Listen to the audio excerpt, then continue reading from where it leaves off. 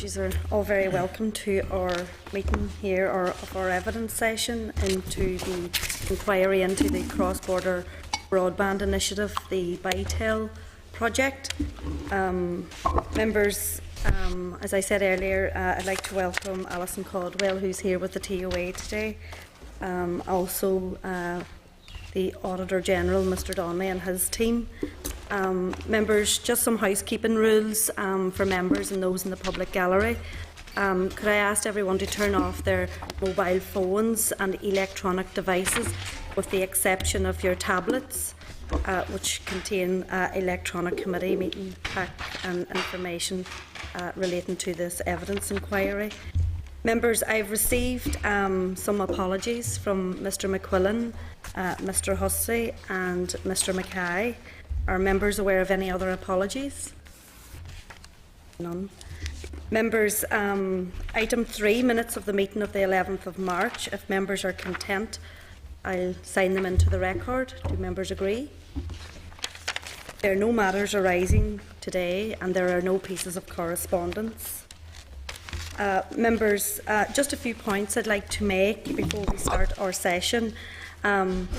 Just to remind members to be careful not to refer to the names of middle, junior ranking officials connected with this inquiry on the basis of their ranking, and also so as not to prejudice any further investigations into this inquiry.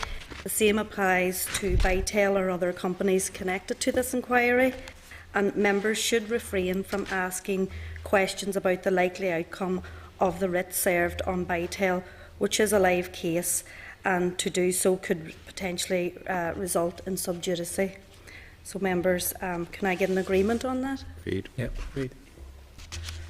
Okay, members, moving into our inquiry, we have with us today Mr David Sterling, who is the Accounting Officer for DFP, Dr Andrew McCormick, who is the Accounting Officer of DETI, Mr Eugene Rooney, who is the Senior Finance Director of DETI, and Mr Pat Colgan, the Chief Executive of the Special EU Programmes Body. And as I say, we have the Treasurer Officer of Accounts and Mr Donnelly with us. Members, at page 12 of your electronic packs, you'll get the bios of the witnesses that are here today. So I'd like to thank you all for joining us today. You're all very welcome to our committee. Can I open by asking a couple of questions, maybe to yourself, Dr McCormick, in relation to this inquiry. The facts of this case do speak for themselves. Do you accept that this project was mishandled from the outset by your department? Fundamentally, yes. There are grave weaknesses in the processes, as the Audit Office report draws out, in relation to the initial appraisal and then the further steps along the way. So we have recognition of that, acknowledgement from all of us here that this was not handled as it should have been, and that leaves a lot of questions unanswered, including whether value was obtained. There was some success from the project in delivering improvement in broadband services, but in a context where the fundamental processes are not as they should have been, it's not possible to be sure that we got value for money. Therefore, there's a lot to be concerned about. Not to mention the points you've made already. I appreciate what you've said and recognise that we, in our answers, will also have to be careful with what we say in relation to the ongoing legal proceedings. So apologies if that limits some of the things we can say this afternoon. Okay, thank you, Dr McCormick. Dr McCormick, and I suppose Mr McColgan, this is a cross-border project which required effective cooperation from both departments, DETI here, along with SEUPB. But the project, in my view, and indeed the committee's view, there was a catalogue of mismanagement, poor communication, and indeed inadequate responses to warnings. What steps have taken to ensure that these failings never occur in similar projects? We've taken a lot of corrective action in terms of improving procedures and processes, including within DETI, a new casework handling arrangement with clear separation of roles between those who are sponsoring and leading on projects and those responsible for approving and authorising finance. So we've got a committee process that allows that to be tested in a much more rigorous way with clear separation of roles. It's again a fundamental aspect of what was at issue here was too much weight, too much emphasis being placed on the role of an individual unit within the department. So we've undertaken those steps. There are then significant improvements in dealing with post-project evaluation, and in relation to investigative processes, again, one of the root cause issues in relation to some of the investigative processes was too much being done by one unit. So we're clear that where allegations emerge that need to be investigated, the first course to take is to make sure there's some independent check on that. I think that's a consistent theme in relation to whistleblowing issues in this and other contexts, that there has to be a rigorous and firm initial investigation so that primary facts are established before any conclusions are reached. So very significant improvements in process since the time of this case in 2004. Okay. Mr Colgan, do you have anything to add to that? Not a lot, just to say the regulatory environment for the current suite of programmes from 2007 to 2014, and then for the newer suite of programmes 2014-2020 are quite different from the regulations that were in place back then, 2000-2006, and all the controls and mechanisms are based on the regulations as they were then. But Dr McCormick is absolutely right. I think the big things we have learned here is to separate out verification and control of expenditure and claims and so on, and that has happened in the period 2007 to 2013, to separate that very strongly from anybody or any institutions, organisations involved in the actual implementation or monitoring of projects. Okay, thank you. Dr McCormick, turning to the report, and figure 8 of the CNAG's report, which is at page 47 of the report, we see that the shortcomings within the Bytel project bear an uncanny resemblance to the issue which this committee has identified in the past over DETI's management of the Bioscience and Technology Institute, and I have that report here with me today. There appears to have been endemic problems with this project management and oversight in your department around this time. So what has been done to address these serious deficiencies? As you say, Chair, this investigation and the BTI one relate to broadly the same time period. So therefore, obviously, it wasn't possible to learn the lessons from BTI in time to apply them into Bytel. So that's again just a matter of fact. In terms of the actions taken, this involves a series of procedural steps, recognising the need to be wary and to be alert to the risk of aspects, all the different aspects that can go wrong, whether that be in relation to understanding the project. So first and major lesson for us in relation to Bytel is to have good and clear technical expertise. I think it's one of the failings is that it wasn't until quite late in the whole process that people had grasped exactly what was happening in technical terms, and that's part of what goes on. So we need to be sure of that. We have issues in relation to improving the oversight of the process of economic appraisal. We need to be sure that economic appraisals and post-project evaluations are fit for purpose. So one way to do that is to test drill and make sure that there's a senior involvement and consideration of a selection of those, so that if we're relying, as we have to rely on processes and procedures throughout departments, that people know what their jobs are and are doing them. You can't look over everybody's shoulder 100% of the time. That's not the practical reality. So how do we have assurance as accounting officers that things are proper and able to be defended? That involves, and sometimes comes a random sample being subject to additional scrutiny to check, is this working? Looking for assurance from the appropriate levels throughout departments and from sponsored bodies that procedures are known, understood and being applied, continuously being applied, and making sure that we have processes which lead to reappraisal when there is significant changes to projects, and that we're also looking at the kind of separation of roles I talked about before in relation to the casework committee, making sure that internal audits have both the power and the resource to highlight issues that arise. We've raised awareness through aspects of training, broad awareness training. That is also another essential element of how this moves, making sure we've got different delegated limits so that where large sums of money are being approved for expenditure, that those have to be referred to an appropriate level, and for that to be kept under review and sensitive to experience and circumstance, so that we don't make the presumption that we have to avoid presuming that things are okay.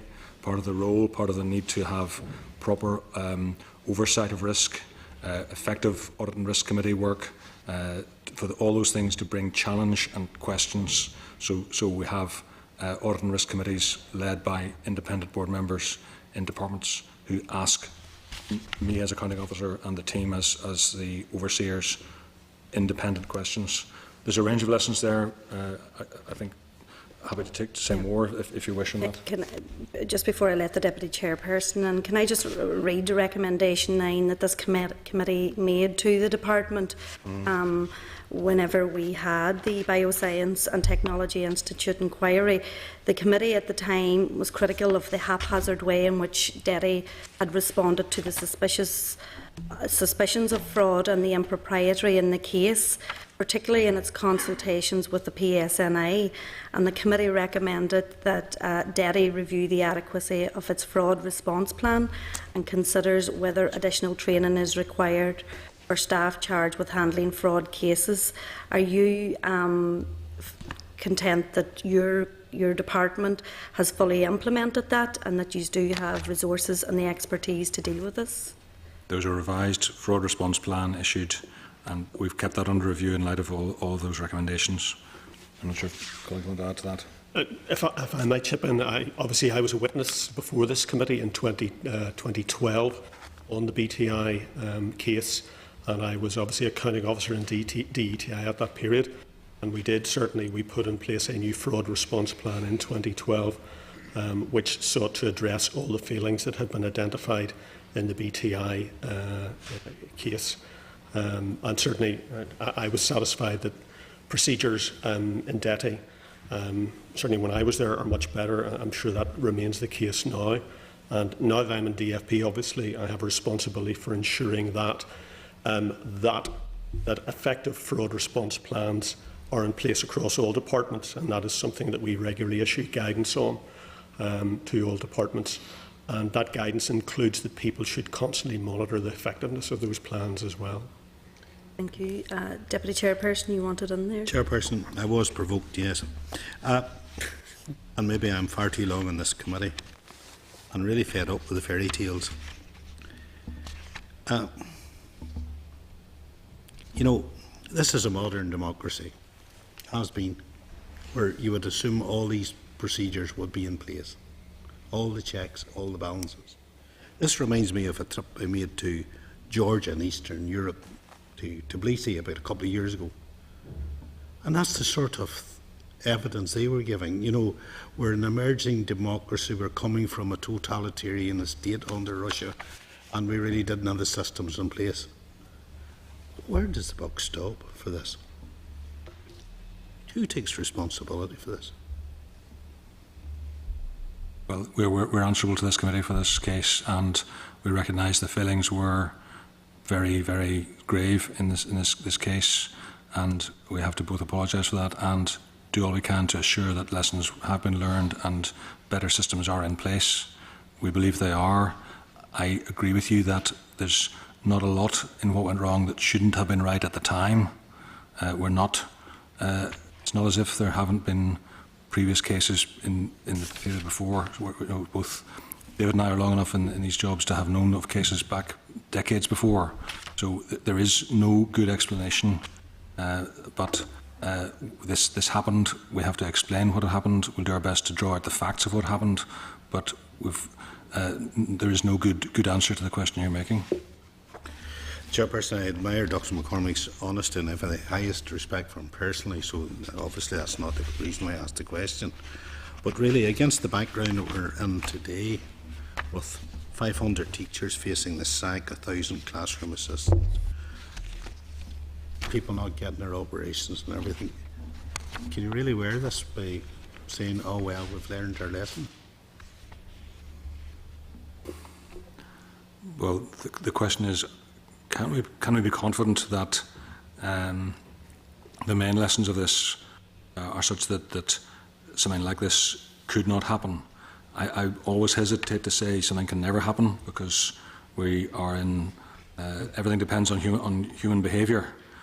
What we have to do is ensure that the processes and systems are in place, minimise the chance of it happening, and that they're applied very rigorously, and that we, as accounting officers, that senior staff throughout departments, pay faithful attention to these procedures, that we give priority in our time to risk management. I think we need to also make sure that that's balanced with that we don't become obsessive and over systematise the place. That leads to criticism for slow decision making, and that's also bad. We have to find a balance that is effective, that is rigorous, that is genuine in its effectiveness, and we are ultimately to be judged by you on these things. That's fundamental to the way the Constitution works, and very, very important. Yeah, just very briefly, and to add to that, I agree with that. You can never guarantee that there won't be a problem. But what I would say now is that I am confident, and I think Andrew is confident as well, that both in DETI and in other departments, systems are much better now, which means that there should be a much reduced risk of a recurrence of this. But equally, our systems for investigating and handling things when they go wrong are much better as well. So the clear failings that occurred in this case, I'd be confident, are the risk is much reduced now. Just finally on this very same issue, Chairperson, this committee, as you know, has come under enormous pressure for stifling risk. But surely this wasn't a big risk. You got 20,000 equipment invoiced at 2 million. I mean, sorry, is that the type of risks we're being asked to accept? No. No, and sorry, I would never say that. I think there's a cultural consequence where behaviour can be risk averse, but that's not, and I've said this in many discussions around the department, that's not the consequence of what this committee does. I have never seen this committee criticise someone who said, I took a risk and it went wrong. That's right. That's in my experience, has never happened. The worst cases that you've dealt with, in my experience, are all where process has gone wrong. Our responsibility is to do process well. That's what we're here for. And I got clear advice from the committee when I was here before on BTI and at least one other DETI case, that I shouldn't go away thinking that I need to become more risk averse. Rather, the issue is all about managing risk better than we had done in the past. All right. Well, thank you for that comment. Dr McCormick, just given Invest NI has well-established procedures and specialist resources for overseeing grant-assisted projects and for assessing the eligibility of grant expenditure, why then was this project managed by DETI? Well, the way things were organised at the time of the project, we had quite a lot of priority being given to the development of telecoms, especially the ambition to be a leading region in relation to broadband, and the way things were organised, as a matter of fact, was that responsibility was given to the telecoms policy unit. I think that all of these things have evolved since then, and I'm very open to the thought that it may be a sensible thing to concentrate the expertise in relation to the oversight of grants, the oversight of transactions. That's something we've been thinking about already in the context of the review of NITB, whether tourism projects could be handled in a different way. So a very real and present consideration is what is the best way to ensure that we have the dedicated resources proportionate to the scale of activity. But in the context of this, the way this emerged, the origin of the project was an opportunity arising through Interreg funding to handle things in a certain way, and it was not seen as, at that time, part of the remit of Invest Northern Ireland. Thank you. Mr Sterling, you're now, as you said, the Permanent Secretary to the Department of Finance and Personnel. Just to help us clarify your role in these events, can you tell the committee when you were in post as the Deputy Permanent Secretary, and that would just assist members for further questions? I moved to Deputy in March 2008 as a Grade 3, and I was in charge of the policy group, which would have had overall responsibility for the telecoms unit at that stage. And I was then promoted to Assistant Secretary in October 2009. So I then left the department at the end of June in 2014. Okay, thank you, Mr. Sterling. Just moving on, we'll go into the line of questioning from members. I have the Deputy Chairperson, Mr. Dallatt. Thanks, Chairperson.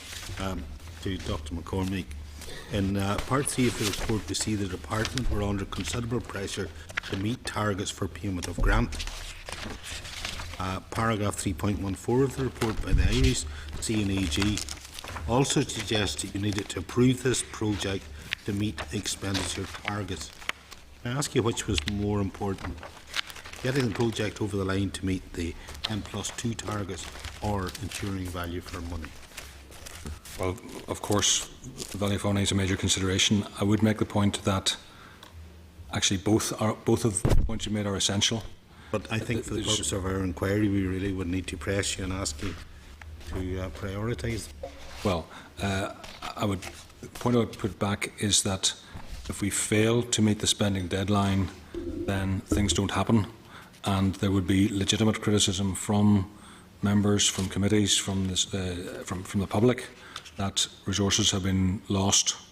That's a grave responsibility. So we absolutely have to do both. We absolutely have to fulfil all the obligations in relation to testing value for money and to meet the deadlines. If we fail to meet the deadlines, then nothing happens and we're all wasting our time. But surely so the deadlines matter. Surely in this case, Dr McCormick, you didn't achieve both. Yes, you got it over the line, but what a price? I acknowledge that in this case that was completely wrong, and I also have accepted, as the report says, that there was an imbalance in the behaviour and thinking at the time, with a lot of pressure on the N+2 deadline, and I was very conscious of that at the time in the job I had at that point in time. So everyone was pressing for spend to be achieved. That was to avoid resources being lost, but it is, as I say, equally essential, arguably more important, to ensure propriety, regularity and value for money. Those are fundamental responsibilities of an accounting officer, and things should not be signed off at any level by any department without satisfaction on those points. But you will recall, Dr McCormick, the project only narrowly passed the threshold required to proceed to the economic appraisal stage. Was there not a warning sign that you needed additional checks and balances there to avoid the inevitable, which was not getting value for money? I think it's hard to put yourself entirely in the shoes of those who were undertaking those considerations at the time. There was certainly a major ambition to ensure that broadband was extended, that we maintained a momentum and a success in that area as a region, and so I think that the truth of it is that there was significant failings in processing this case, which should not have happened, and I have no defence to offer on those main criticisms. Well, I'm just looking here, Chairperson. You relied on a single letter as evidence this was a good project. There was no formal agreement between Aurora and Bytel. Surely at that stage the thing was completely out of control. Well, there was a letter from someone who we regarded at the time as a reasonable representative of the organisation. We have the name. The name is available. It was a manager within the organisation. There was no obvious reason not to believe at the time that he was writing on behalf of the organisation. After all, this is Aurora is a subsidiary of Bord Gáis. It's a semi-state body. It would have been known, for example, to our colleagues who, in DCMNR in the south, who had been the sponsor of Bord Gáis. So there was some reason to believe that this person was writing with authority. I think it's also worth pointing out that in the economic appraisal by Deloitte, they highlighted the importance of this as part of as a major risk in relation to the project, and recommended that we take action to tie that down. With hindsight, that should have happened. Clearly, there were steps we could have taken based on our knowledge that this was an important risk, but those steps were not taken. So we recognise and accept that major mistakes were made in relation to that aspect of the project. But I think that doesn't mean that there were it was so dangerous that the decision should not have been to proceed. I think it's like an amber light on the railway track: proceed with caution, as opposed to a red light saying stop. I think that's the way I'd characterise it. The problem I'm acknowledging is that we didn't proceed with caution. We proceeded with determination to make it happen, and then when the Aurora relationship did break down, appropriate action wasn't taken at that point. Chairperson, I'm still trying to get this around my head, and it's not easy. But given you'd only this single letter of evidence, and you're not even too clear who it was about, what it was about, surely that should have meant that the assessment should have been even a lot more rigorous than perhaps normal, taking into account, of course, that the project was only slipping through in the first place. No, I think it's certainly, with hindsight, it's very clear that there should have been a more rigorous appraisal at that stage. There were other weaknesses in the economic appraisal, but all I can say is that the view was taken that there was reason to rely on the Aurora partnership, that it looked as though the project could work. It was attractive in the sense of providing an opportunity to fulfil the purpose and intention behind the idea, which was to extend access to broadband and increase competition in the market. But clearly we're acknowledging that there should have been more full, more careful appraisal and scrutiny, and more conditions built in and applied through the letter of offer, and then the checking of the process after the letter of offer.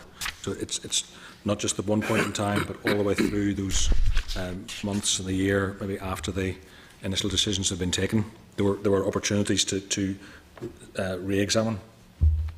Chairperson, I accept what Dr. McCormick's saying in terms of the absolute need to deliver, and I'm thinking in particular of all those small, medium-sized businesses in the border region who desperately needed broadband.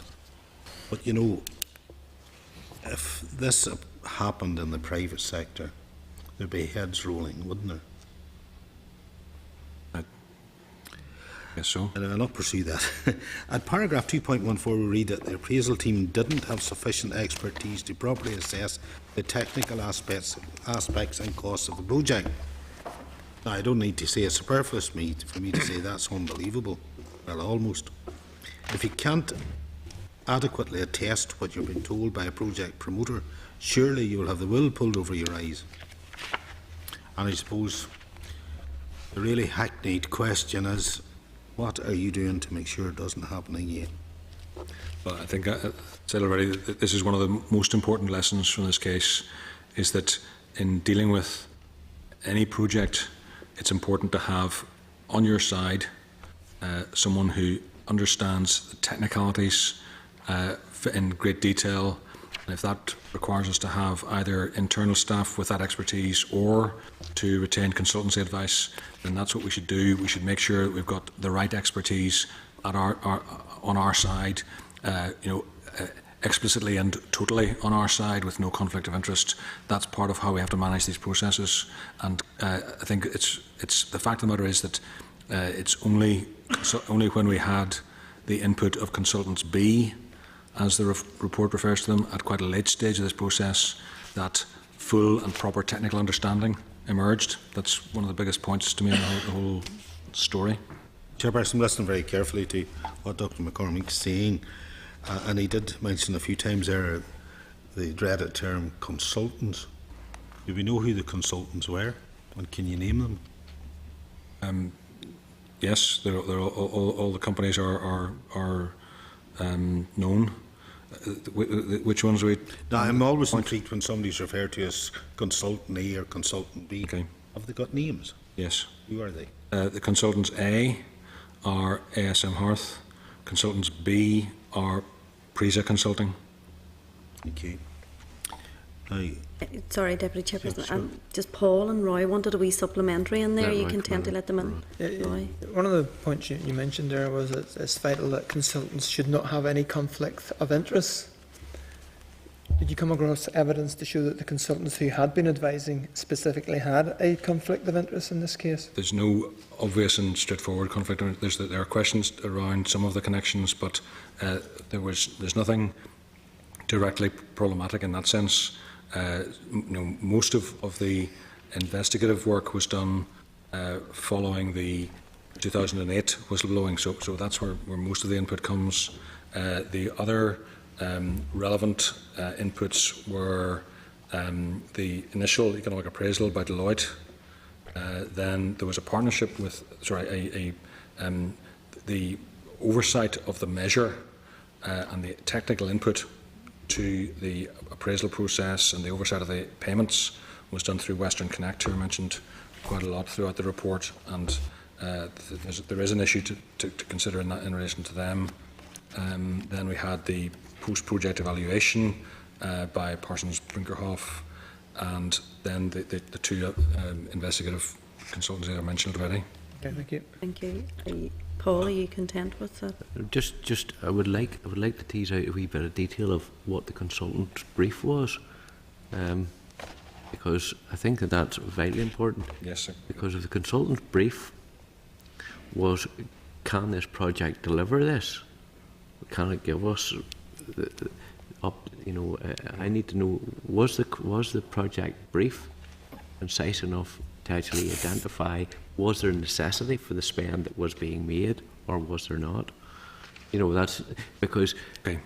you can ask somebody, will this engine run, and they can look at it and say, yes, I can make that engine run. The consultant can tell you it can run. It doesn't tell you it'll fit into the job that's been built for or whatever, but I'm asking, was there a possibility that the brief that the consultant was given married up with what the outputs of the project were, or was there a necessity for the project even to be done on the basis of what was already happening? Okay. I think that's relevant to two aspects of the input. First of all, to the economic appraisal, which by definition is asking the point you're on.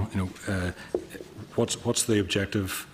What are the means by which that objective can be fulfilled, and how do you rank and rate a range of options? So that very question was exactly why Deloitte's were commissioned in that, and they provided an appraisal which was at the time regarded as satisfactory, and recommended proceeding with the option as happened, the Bytel project. The role of the second group I mentioned, Western Connect, was that then, with that as a given, with the decision having been taken to proceed with the measure, then to undertake a technical oversight of the project. I think I'm looking to colleagues if there's more detail on the brief given to Western Connect. I think that's probably That's where exactly where I'm going. Yeah, because Okay. Western Connect seemed to have a very close affiliation to the company who actually were delivering, or supposedly delivering the project. I think it's worth making the point that the first time the project was appraised and scored as to whether or not it was satisfactory, Western Connect failed it. That was the initial assessment of the project. But Western Connect were appointed by the two departments as an overseeing agent to fulfil technical assessment, technical oversight of the project, and this was beginning at the stage of consideration of whether the project should go forward or not specifically, and the first time it was put to the test and scored by Western Connect alone, it was failed. Then there was some revision, reassessment, scaling down of cost, and a number of different things changed, which allowed it, as the Deputy Chair said earlier, to pass. It was a bare pass, but it was a pass. And that decision was taken by Western Connect alongside the two departments, North and South. So I think there's a range of different issues in and around the relationship with Western Connect. Their responsibility at that period was to work for the two departments in assessing and overseeing the project. Yeah. I'm more intrigued in relation to how the Damascus Road experience took place with Western Connect, in that the lights suddenly turned on that this is a good project and we should be going ahead with it. And simply the argument in relation to stacking up on figures might be one way, but was there other aspects of their turnaround of opinion and understanding? And we live in a world where people are very sceptical about what actually happens, and yes, not everything's going to be in this report, because obviously there were many meetings that were held in hotel foyers discussing a number of very important issues, some of which might have included a necessity for money to pass hand. I don't know, but we're looking at what we see here would indicate, and we're looking at a smoking gun here, and we're saying something definitely had to be fired here to turn somebody around from having turned the project down, actually them being the lead to make sure that it was delivered. And others maybe will delve into the relationships between Western Connect and Bytel maybe later on. Chairperson, just maybe moving on to Mr. Colgan. Mr. Colgan, you were in a unique position here, carrying huge responsibility, one to deliver, but I think the other one, and I'm sure not to offend anybody by mentioning, you are aware that cross-border bodies, more than anything, are heavily scrutinised by this Assembly for value for money, and we get big arguments against even their existence. You tell me why a proper assessment of the project wasn't carried out. At the time, the way in which the programme was designed, it was based on systems of control which involved a delegation of authority for particular parts of the programme to what we called implementing agents. In this case, it was two government departments, one in Belfast and one in Dublin, DETI and DCMNR. We had a service level agreement with both those government departments. That service level agreement set out quite clearly what their roles and responsibilities were and what their duties were in case of any difficulties arising, and that was delegated to them. We took assurances from the department in relation to their implementation of it. We took assurances from them in relation to their assessment of the project and the later monitoring of the project. I think it's fair to say, with the benefit of hindsight, that those assurances should have been questioned more. And I think in the design of new programmes they are, but there wasn't a provision to do that back then. Can you tell me, Mr. Colgan, why you think that two government departments, North and South, put themselves in a position of giving you all these assurances? It's turned out to be empty sepulchres. I think it's a good question. We took those assurances from those government departments on the assumption that rigorous verification was being carried out, and we received assurances that that was happening. But in accordance with the terms of the service level agreement we had with them, it was their duty and responsibility to implement that part of the programme in that particular way. So, Chairperson, this is most helpful, and I must say it's frank, and hopefully will help the committee to form its own opinions in its report. So what you're really saying to me, you have this cross-border body, in all innocence, accepted the wise counsel from two government departments that subsequently was without foundation? If I may put it into context, during the time SUPB was responsible for 420 projects in Interreg. There were 7,500 projects in the Peace 2 programme. We couldn't physically possibly be engaged or involved with the detail of every single one of those nearly 8,000 projects. So the system was that we delegated to implementing agents back then. Can I ask you a very blunt question? Were you subject to any political pressure? I do my job the best I see fit, in accordance with compliance with EU regulations, with national rules, and where I see my role in terms of dealing in an honest way, in integrity, with the system as it's presented to me. It's naive to think that there's no political pressure within the system. That happens all the time. But I'm certainly not aware, I was not subjected to I really any want to ask the political question because there's a fine line between lobbying and pressure. And I don't personally question you in any way. I know you don't. I have the highest regard for you. Back to Dr. McCormick, I'm sure you've heard what's just been said, and no doubt you'll reflect on it. Now, in paragraph 2.17, we're told that an offer of assistance was issued to Bytel in October 2004, and by December 2004, Aurora had withdrawn from the project. Yet the project wasn't reappraised. The withdrawal of such a key partner was clearly a fundamental change. Why did you not take the necessary steps to reappraise the project? That's clearly part of what is wholly unacceptable about the way this project was handled. It should have been reappraised. There's no question mark in my mind about that. I've tried to put myself in the shoes of those who were dealing with it at that time, and I guess there is a way of thinking about it that said that we were trying to achieve a certain outcome. How that outcome was achieved wasn't as important as achieving the outcome.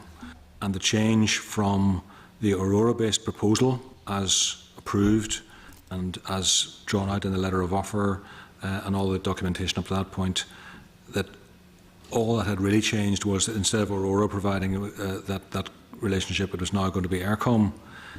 Indeed, there is clear evidence through the file that between the two, between the break-off with Aurora and the establishment of the final contract with Eircom, the department was holding back and saying we can't do anything, we can't pay you anything, nothing can go forward because we need this to be secured. But my understanding is that they saw it as a like-for-like change. In other words, Aurora was replaced by Eircom, and it went on much as before. I think that misses some very, very important points. It misses a significant change in the nature of what Eircom were providing compared to what Aurora had been proposed to provide, and importantly, it missed out a change in cost. So for those two reasons, it should have been reappraised, and we should not have accepted the valuation placed on the project as sent to us both by Western Connect and by Bytel, which led to the final payment of grant. So yes, absolutely, it should have been reappraised. That's very, very plain and straightforward to me. I can just about see a possible way of thinking about it that might explain why it wasn't. Chairperson, somebody more eloquent than me might describe this as a comedy of errors or a cacophony of excuses. But all I'm witnessing from Dr. McCormick, who I respect, is a damage limitation exercise. I'm not really hearing anything that I believe is particularly useful without any acknowledgement of who the buck stops with and who was responsible. Okay. Mr. Colgan, following on from the previous question to Dr. McCormick, why did the Special European Body not ensure that the necessary reappraisal was undertaken? And I'm sure, in giving me an answer to that, you'll reflect on what you've just heard. As I say, the service level agreement that we have with the implementing agents in this particular case is very specific about responsibility for project assessment. responsibility for project assessment lies with the implementing agent. For them to actually go through whatever, we provide them with guidance, we provide them with guidelines, and indeed we provided them with training in 2003 in relation to project assessment. And we provided them with training in 2006 in relation to financial verification and controls. So we did do that, but ultimately we accept the assurances from the implementing agents, in this case, as I say, DETI and DCMNR, that that what was necessary to be done was being done. Specifically in relation to the economic appraisal, we did raise questions and we were asked, we were given assurances that what was necessary had been done. So, Chairperson, just for the record, what I'm hearing from Mr. Colgan is that within your constraints and limitations, you did what was asked of you.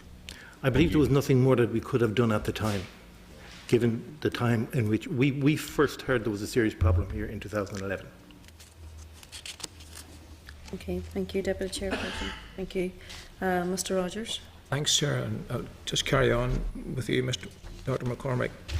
We'll go back and talk about this project. It was joint responsibility between DETI and DCNR, but wasn't DETI the lead partner? In effect, yes. So then, ultimately, the buck stops with you. That's right. Right. So I'm going to look particularly at the check and authorisation of grant claims and go to paragraph 3.7 that tells us the two largest Vital grant claims were submitted very close to EU payment deadlines. Why, if this obviously increased the risk over items being submitted within these claims, was greater emphasis not given at that time to ensuring that claims were for valid and eligible expenditure? That's on page 21. Again, I'm afraid I'm going to be as unsatisfactory for you as I've been for the Deputy Chair, that there isn't a good answer to that question, that this should have been checked more thoroughly, this should have been examined and tested. I think one point I would make is that at the time of the first grant claim, which gives rise to a whole range of questions, part of what was going on at that stage was that there was uncertainty over the Aurora relationship, and therefore it was accepted that the original plan, which had been to make payments based on that, that's what the letter offer says, that we would grant aid based on that relationship. It wasn't possible to make a legitimate payment. So there's a reason, if you like, a reason of conscience, a reason of diligence that says we couldn't make that payment. So maybe there was an element of good in that. Where that all then goes wrong is then making a payment which is in relation to explicitly ineligible expenditure, that's why I find that both unacceptable and indefensible. But it happened. What I've been told is that there was a need to have a receipt for something, an invoice, and therefore let's ensure that there is one, that it is something which is referred to in the letter of offer. The equipment, which is the basis of grant claim 1, was referred to in the letter of offer. It was regarded at that time as an essential element of the way in which the project would be delivered, and so the decision was taken to grant aid on that basis. It was, as has been drawn out earlier, under time pressure in relation to the N+2 deadline, but straightforwardly it shouldn't have happened. There's no acceptable reason for it to have been done in that way. When you talk about pressures, and you mentioned specifically time pressures, could, in terms of the payment of these Vital grant claims, could it not have been due to the pressure put on staff by senior civil servants to ensure that EU funding was utilised and the spending targets were not missed? That pressure was there. It was a pressure on us all at that time, and it was also a recognition that if we failed to spend, then there would be serious criticism for losing resources for services. That's a valid and legitimate criticism, why it's important to meet deadlines, but that's no excuse whatsoever for not undertaking proper process or sticking to the things that had been approved. This moved away from that, but there were some discussions, so it wasn't just that one individual took a decision to pay on that basis. It was both in conjunction with the Parliament in the South and there were other checks made around that time. So it was it shouldn't have happened, but and certainly the time pressure is no good reason for doing the wrong thing. I think in response to what you said to the Deputy Chair earlier on about this whole thing for value for money, we come to the conclusion that maybe value for money was not high on your list of priorities, because in your open comments you said you're not sure that you got value for money. Anybody looking at this report would just come out and said, you're very sure there's no value for money. But you also said that value for money is, in answer to the Deputy Chair, is a major consideration. But yes, it's an essential. I think I said it was essential. Right. We always have to get value for money. We always have to also spend in time. Otherwise, we don't spend anything. So both. What I'm saying is that it's essential to secure value for money and essential to meet deadlines. Neither of those. We don't have the option of stepping away from either of those. But in this case, there was a clear failure to achieve value. There was some value obtained, but not satisfactory value for money. it just jumped out at me. But Hansard will tell anyway. But I thought you said was a major consideration, not an essential one.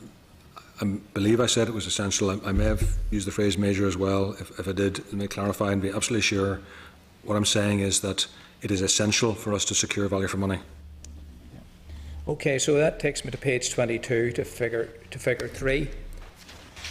So in the first part there, in the first row of figure 3, it notes that whilst the Nortel equipment was ineligible for Interact grant support, the joint implementing agents agreed that it should be included in the first claim. Who signed this off? This was signed off by the Telecoms Policy Unit, which was leading the measure, and it was a collective decision of we were in the lead. So as has been established, we were in effect the lead responsible organisation, but the Southern Department was also aware of this being done, and were satisfied it was the right thing to do in the circumstances. Was the view taken. That was, as I say, incorrect, but it was signed off by the department. You were the responsible organisation, but this wasn't responsible. I accept that this was wrong. It shouldn't have happened. Now, this grant was to have been deducted from subsequent claims, but that never happened. It wasn't specifically deducted. I think what I would say is that the way this worked out in relation to the subsequent payments, the consideration that was held to was that the letter of offer should be fulfilled, and therefore the final payments added up to the total grant envisaged in the letter of offer. I think, again, I don't accept this line of argument, but what I've heard as a line of argument is that in the end the outcome matched as closely as possible to the letter of offer, and therefore that the grant aid was paid for the things envisaged. In fact, of course, they weren't, because we'd had the swap from Aurora to Eircom, so that it all went wrong on that basis. But if you accept for a moment the concept that Eircom was just a substitute for Aurora, then maybe you can see a scenario where it has a certain amount of logic.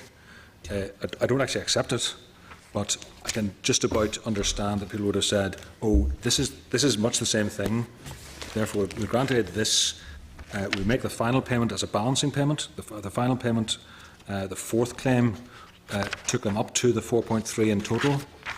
That was all the expenditure that had been envisaged, and it now, at the end of the process, matched. So you'd say, well, yes, we gave 1.3 for this ineligible thing, but we gave 1.3 less than we would have done for the actual eligible expenditure. You didn't. Again, had it been actually eligible, but of course it wasn't, but for the other reason. Sorry, So that shows there's a series of problems in there. All I'm saying is that if you step into a particular way of thinking about it, it becomes, at least there's an element of consistency in the mistakes that were made. Sean, Paul just wanted in there and supplementary. Just on that very point, and it's to do with this 1.3 million euro drawdown for a piece of equipment which was purchased from Nortel. Was that equipment used? No. Okay, so that equipment was not used. That equipment cost £30,000 sterling, is that correct? Allegedly, yes, that's right. Correct, £30,000 sterling. So Euro. 30,000 euro. That It was, is nice. I know it was billed out because I know where it was bought from, but I thought it was purchased in pounds sterling. But that's beside the point. But I appreciate that the invoice was for 1.3 million euros, dealing with a 1.59 million. That invoice was for Yes, 1.5 there were a number of other elements, yes. So on the basis of that, we paid out 1.3 million euro for something which was not needed, not used, and is that not endemic of this whole project? That we Okay. paid out money for infrastructure as well as equipment which was not needed. And yes, you're saying that the outcomes of the project overall attained the objectives. Would those objectives have been delivered irrespective of the spend that was made? Well, possibly. We don't know. And part of the reason this is difficult is because in the absence of reappraisal, in the absence of proper process, it's not possible to be sure whether all, most, or only some of the expenditure was justifiable.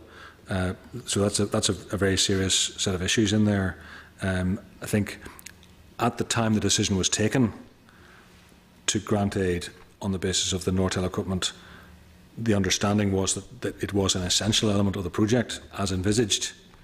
But the thing is that even at that stage, the Aurora partnership was beginning to erode and fall apart. So there's a warning signal in there. But in the context where the two departments, which and of course both had signed the letter of offer, both were involved in this decision, DETI had the primary lead responsibility and was the one engaged in the most active handling of it.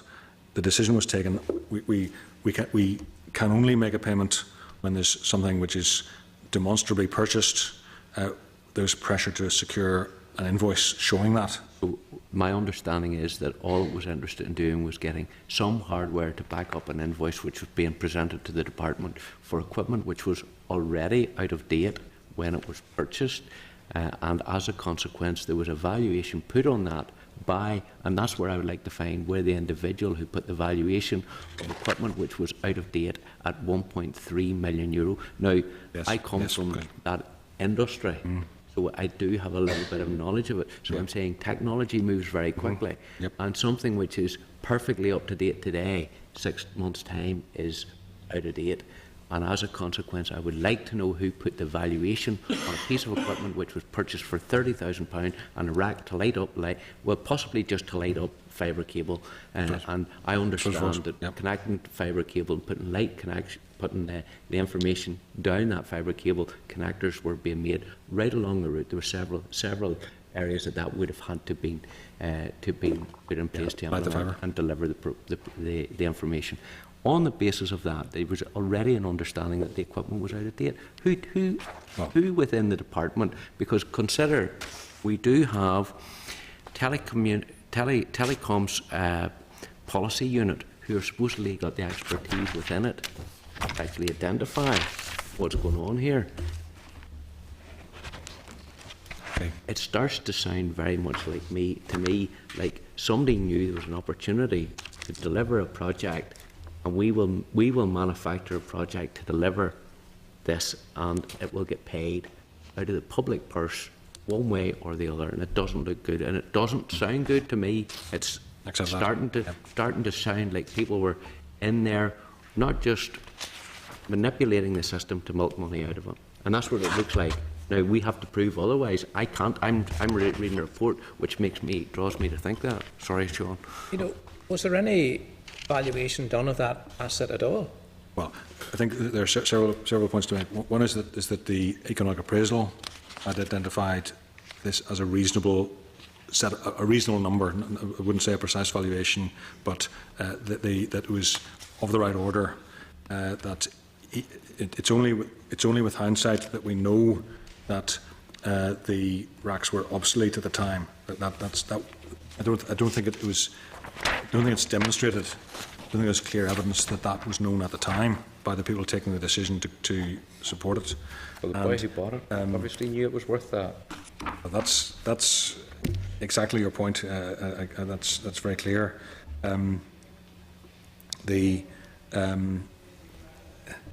Even our technical experts who reported in 2013 acknowledged that equipment, the specific item, would have been an industry standard at that time. I accept your point about it moving on, accept the uncertainty as to the sourcing and all those things that needs to be. I'm sure there's further questions that your colleagues have on that at this point, but I think there was something available to the department, and also they were relying heavily on Western Connect as their technical advisors. There wasn't a depth of technical expertise within the team in TPU, which is why Western Connect were retained as the managing agent by the two departments to oversee the project. So we were. But that's like ordering a Bugatti Veyron and getting delivered a Ford Fiesta. You know, that's just what it's like.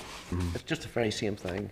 And unfortunately, nobody within the department thought to actually identify the value of the item. Basically, what I'm getting here is that there's a bit of paper, an invoice or whatever, saying this is worth 1.3 million, where it was worth 30,000. So the only check that was actually carried out was that there was an invoice or a bit of paper. There's no basic check carried out on the value of the item. We're assured that Western Connect had inspected, had seen that it was there. I don't think that amounts to full and effective valuation. The hindsight shows that was not the case. But again, trying to put yourself in the shoes of those doing these things on a day-to-day basis at the time, there was something there that allowed them to say, well, we've got Deloitte saying this is the kind of price it'll be worth, and in any case, once we do this thing properly, we'll only pay up to the letter of offer. That was again part of the false thinking that says all that matters is will we get the outcome. Okay, can go on then to page 24. Again, still staying on this figure 3. The Nortel equipment was procured from a company which was controlled by the Vitel chairman. Sure, such an arrangement gives you the possibility of significant risk. And then, when you check this claim, was it not reliable evidence wasn't obtained to where the equipment had been sourced from and the proper cost of it? There are, again, questions that do not have good answers. I understand that the staff dealing with the issue at the time knew of the connection between Vitel and XMCC.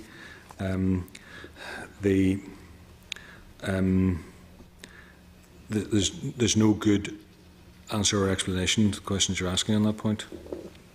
And I know the chair already asked a similar question. That Invest NI has quite tight controls over the management of transactions between related companies. Why is DETI lagging behind in this very, very important area? Well, Invest is doing those things with DETI's oversight and knowledge, and we have also improved our own processes, and especially to ensure that there are very clear checks and balances in relation to grant claims involving related parties. There's a series of tests,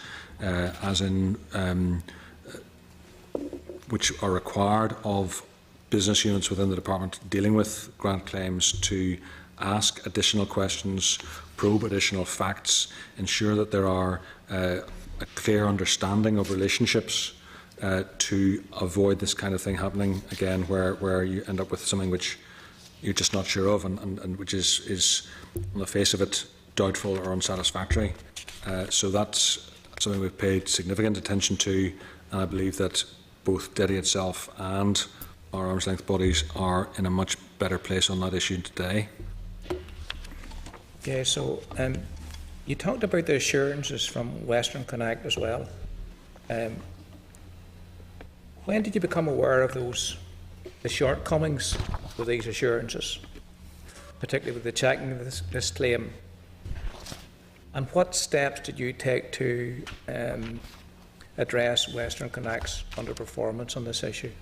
A lot of these things only came to light and properly came into the open through the 2008 whistleblowers, and will come, I'm sure, to the opportunity that was missed, because some of these things were raised by the director who came to talk to the department in 2006.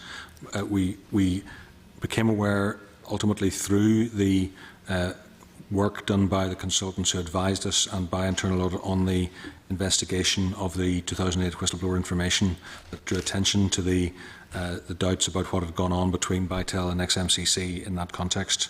And it was only through that process which, again, I'll begin to say what we'll say on this, I'm sure, later on in the hearing, processes that took longer than they should have. So there's a series of different issues in that. We therefore, because it had taken a long time to establish these facts, therefore it was difficult to take timely corrective action, and that is part of the story here, part of what has been gone so badly wrong. And I suppose when we look at Western Connect and the Bytel group of companies, are you aware of any connections between individuals who work for those companies? There's a particular issue in that where we know that the one individual who had been a key advisor as under the contract between the two departments and Western Connect left Western Connect, as I understand it, at some stage during the summer of 2005. Then set up a different consultancy organisation, and we're aware that he was then providing, we think, either consultancy work. We don't think he was employed by Bytel, but we have indications that he was working as a consultant to Bytel, certainly by January 2006, and providing information on their behalf to the department. Now, in a market context, if an individual changes jobs, it's not unusual to change jobs. It's not unusual for someone to obtain work from companies that he's had dealings with in one context or another. That's not unusual, but the department, certainly staff in the department, were aware of that this had happened, because they'd been dealing with this individual on a substantive basis through the work that was done on the project through 2004 and 2005, and then the same person reappeared in a different guise in 2006. So that was all known at the time. Sorry, yes, of course, the contract with Western Connect concluded in October 2005 because the technical assistance budget that was paid through the technical assistance budget that was available under the European programme, that came to a conclusion in 2005. But our understanding is this individual had left the company before that contract ended. When did you become aware of those connections? Certainly, I think the team dealing with Bytel were aware of it at the time.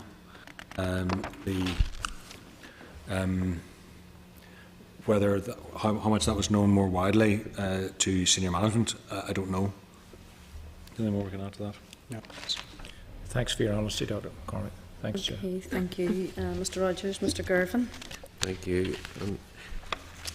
Dr. McCormick, it's really Appendix 4, which is on page 54 of the report, is a breakdown of relating to a £17.8 million donation or supposed benefit in kind delivered by Bytel, for which there was a claim and payment of £2.1 million.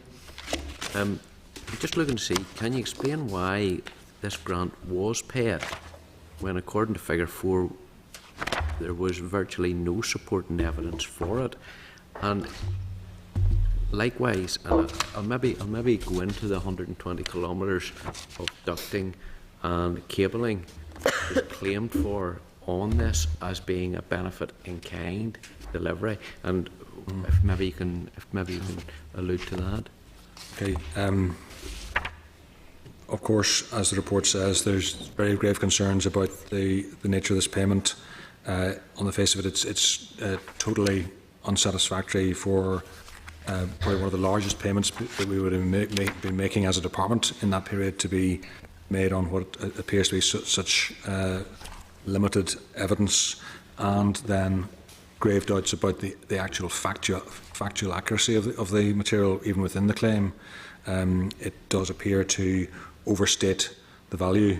I think we did not really understand properly what had been obtained, what had been done, until we had the PRISA report in 2013, which was the best and first proper technical appreciation of the whole project, and certainly drew out that there was not the need for the scale of cost, that you don't take the cost of creating one fibre pair and multiply by 4 to get a legitimate figure. That's just not the way you do it.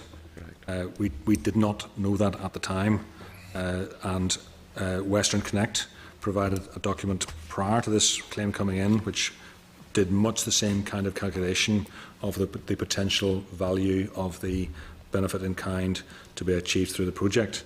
So very grave concerns about that.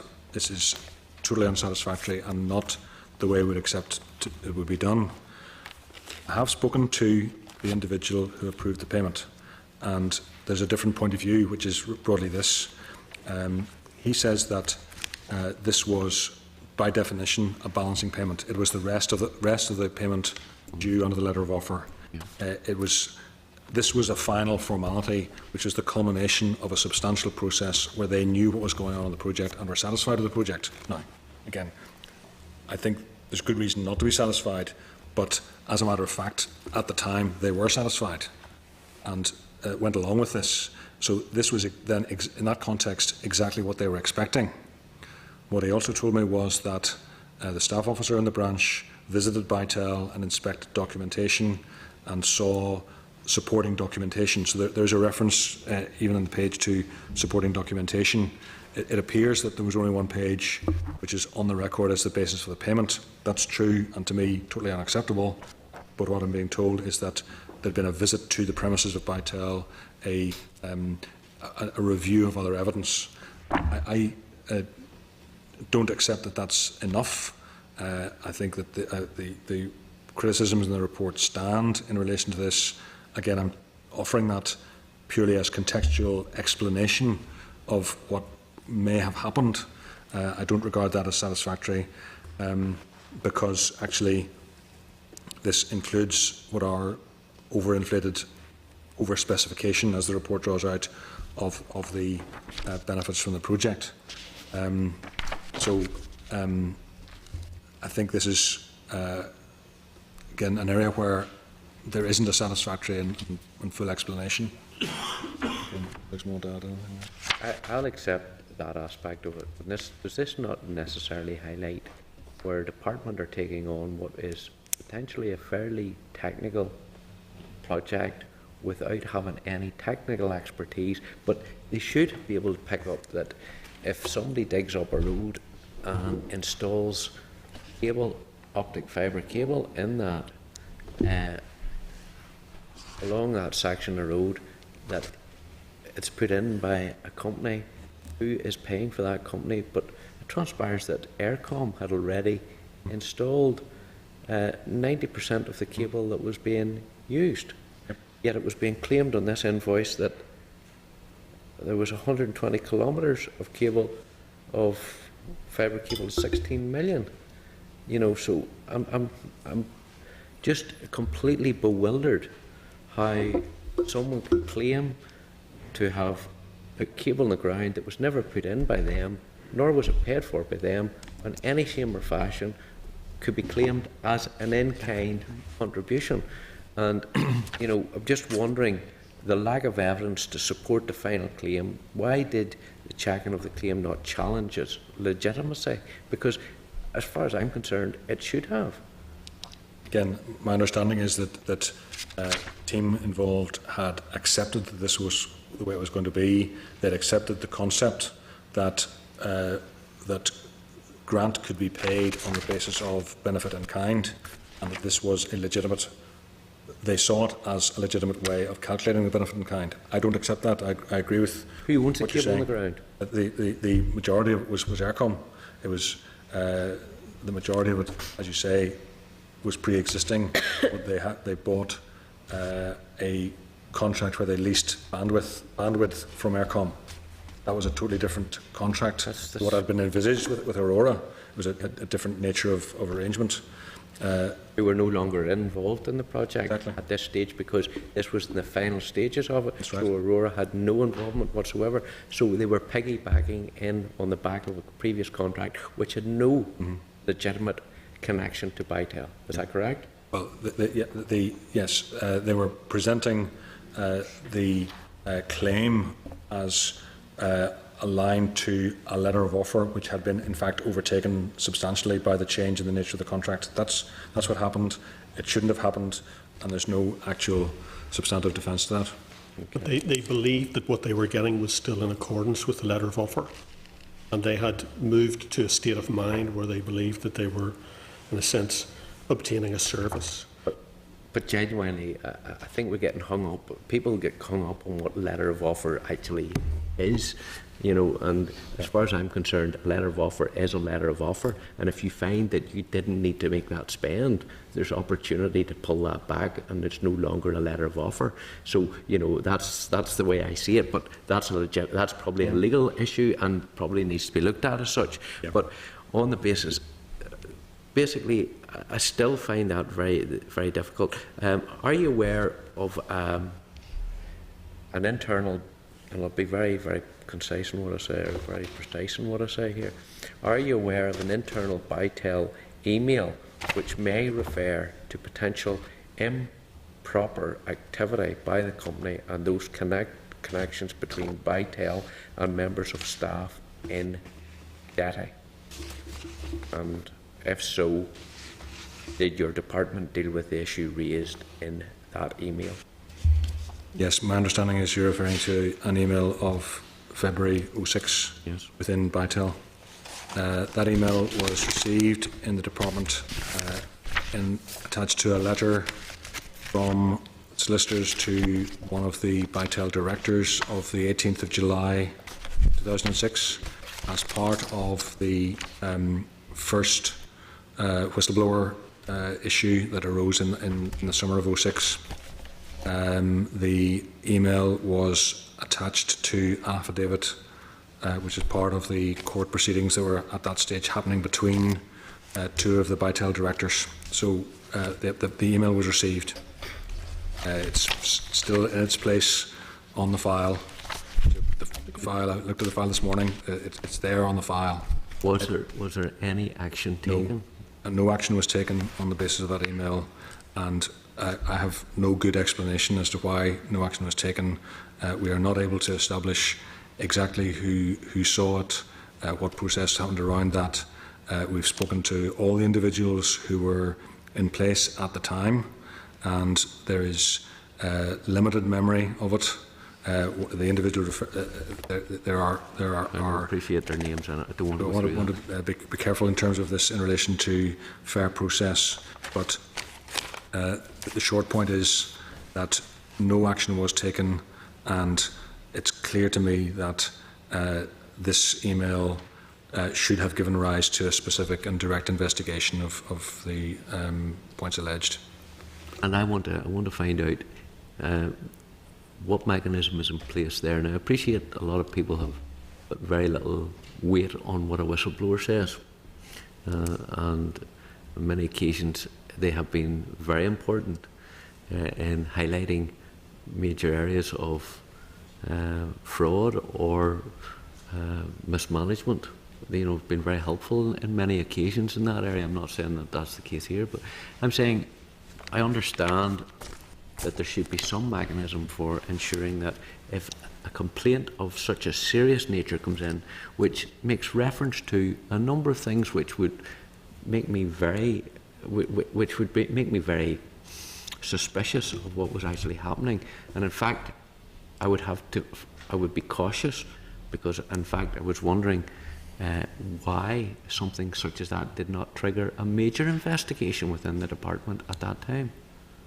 You know, and yes, it should by saying that, it makes me very suspicious of not just a small group within there that were involved in this, but potentially wider, because somebody had to suppress or to ensure that nothing was carried out, an investigation into it. And you know, we can't always say that somebody's just got a chip on their shoulder, so therefore we just bury that. Oh, that somebody's just got sour grapes or feeling bad about it. There has to be a process to ensure that items such as that are being highlighted, and somebody's willing to put their name to it and send it in, and who have been not just closely involved, but right in the middle of the deals as they were being done. Yes. And they had concerns. Now, the reasons for bringing it to the head might be a totally different matter, and I'm not going to go into that. But the fact of the matter was they highlighted a number of areas that should have been causing concern. Why did the department not conduct their own internal investigation, which with a full audited report system, which should have been there? I agree we should have, and I think there's a major change in what happened in the procedure since this arose. The fraud response plan that applied in 06 allowed the business unit concerned to take an initial review of what came in, and that was within procedure. So procedure was followed, but procedure was incorrect.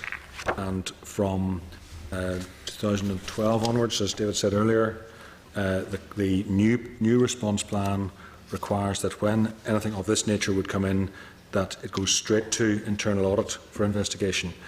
What happened in June of 06 was that internal audit were the initial allegations raised by the director at the start of June of 06 were discussed at senior level and with internal audit, and a number of quite proper questions were asked and said, you know, look at this and follow that and make sure this is looked at.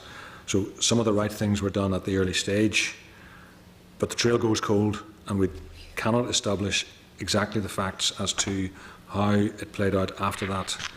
We have no evidence that the further documentation that was received, both in the letter of 18th of July, including this email and some further material, it was seen on a very limited basis, and clearly should have been seen by more senior officers in the department. And anybody reading this, and any of us reading this today, would say, whatever else we do, we investigate this. That there's no doubt that and I think even at the time, not just with the benefit of hindsight, anybody looking at this would say this needs to be investigated. So there's question marks as to why this was not known and shared more widely.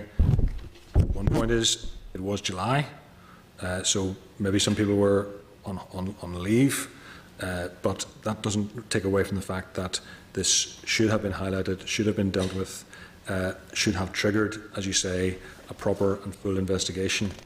The short summary stands, as in the Audit Office report, that assurances were given that what mattered most to the department at the time, which was the legitimacy of the expenditure and the fact that the expenditure had been paid in arrears, that those were on the face of it satisfactory, and on the face of it the project was progressing.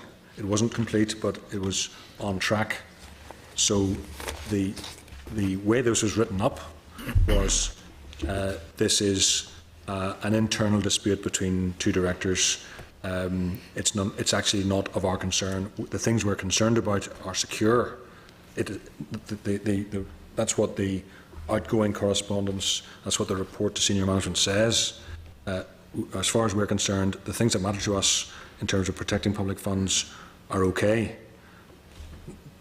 That's, to me, not satisfactory in the great scheme of things. On the face of that, Andrew, I would accept that if it had not been for the original business case and economic appraisal being set on a company which was linked to Aurora, who had basically government backing, and on the basis of that, I would have accepted it. But as soon as they've came out of it, the capability of that company to deliver the project. So what actually I can see is a department actually backing up a project which potentially could have, this could have just been money down the tube, potentially was money down the tube for nothing.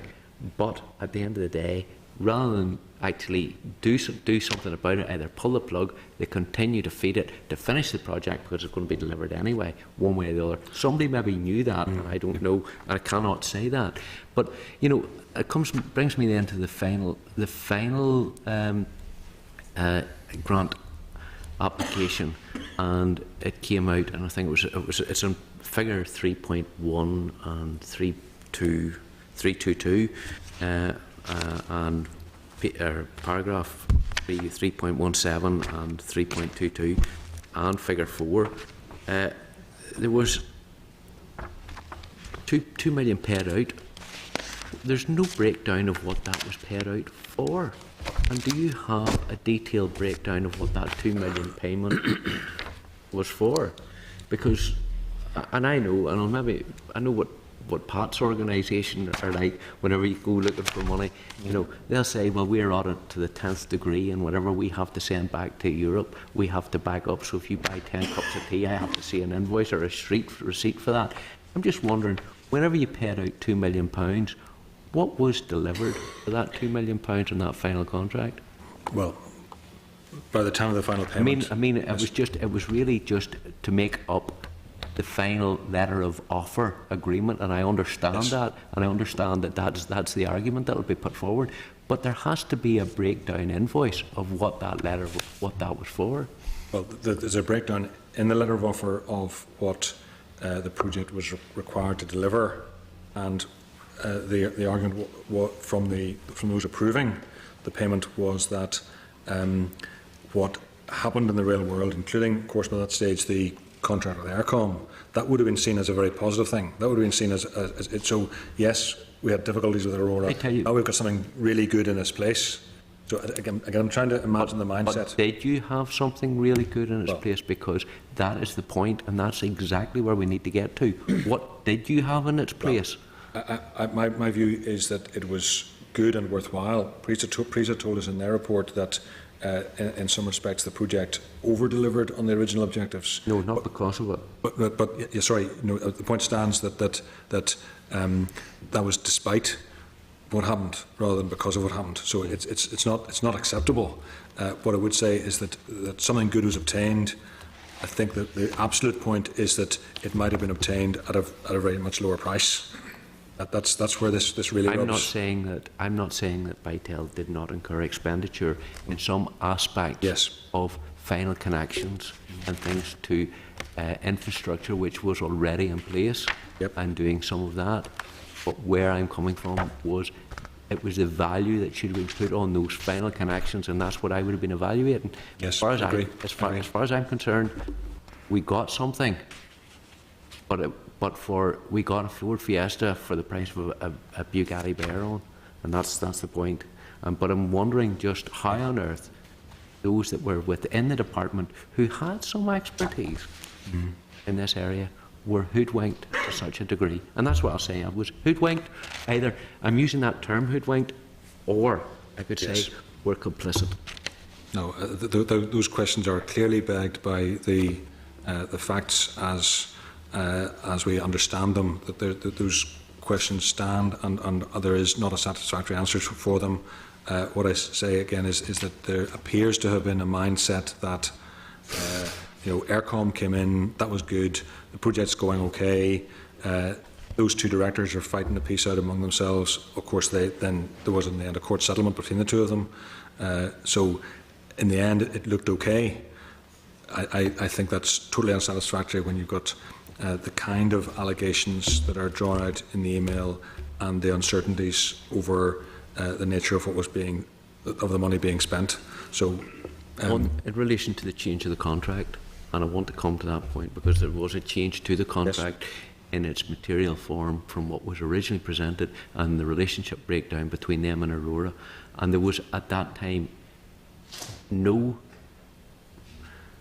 there was no request for this to be looked at again, and I'm going to maybe ask Pat, the letter of offer, were SEUPB concerned that there was such a material change in the contract to what was originally presented? Should they not have insisted that a new letter of offer be, or a new process be entered through on this?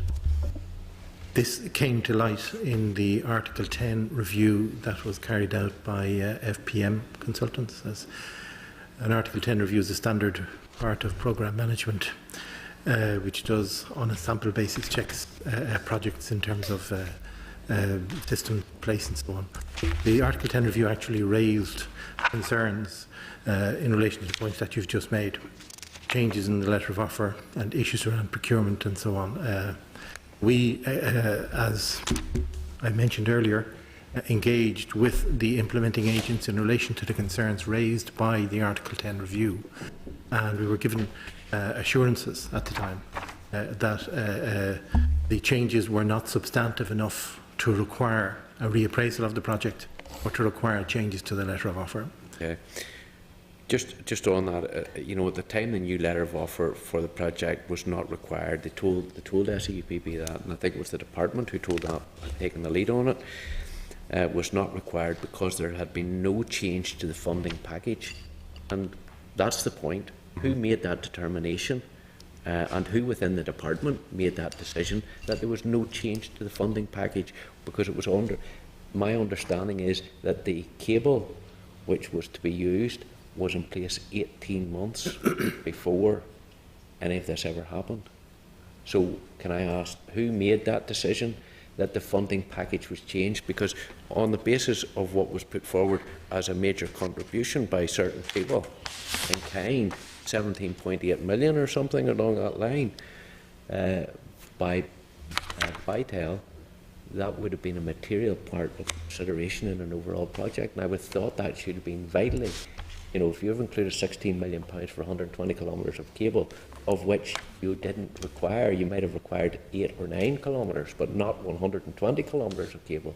On the basis of that, that would have been a material change to the project. Who in the department made that decision? Or it was the telecom policy unit who were leading the measure, looking after the whole thing. It was their recommendation. It was, and it was because there was no depth of technical understanding. I think until we had PRISA in 2013, the penny hadn't really dropped as to what exactly was going on. So that's just again, to me, there's no satisfactory explanation, but we had the responsibility of advising SEUPB on that basis. That advice was given, it was wrong. I could just add the two departments were also at that time getting input from Western Connect as their technical advisors. So there's already a little bit of conflict over what was information coming from Western Connect, and that's the point that we're not just, and maybe others will maybe go into that, I'm not just so, there are individuals involved within Western Connect who now seem to have vested interest in ensuring that Vitel deliver this project, and that's all I'll say.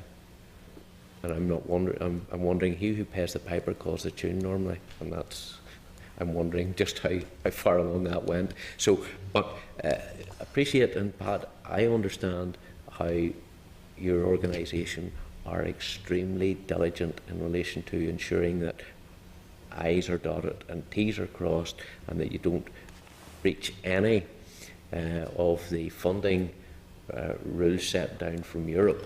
And as a consequence of that, why did your department accept that there was no requirement for this to be relooked at after a major player had withdrawn from the delivery of the project? We were living in a different regulatory environment back then. The way in which the regulations were formed,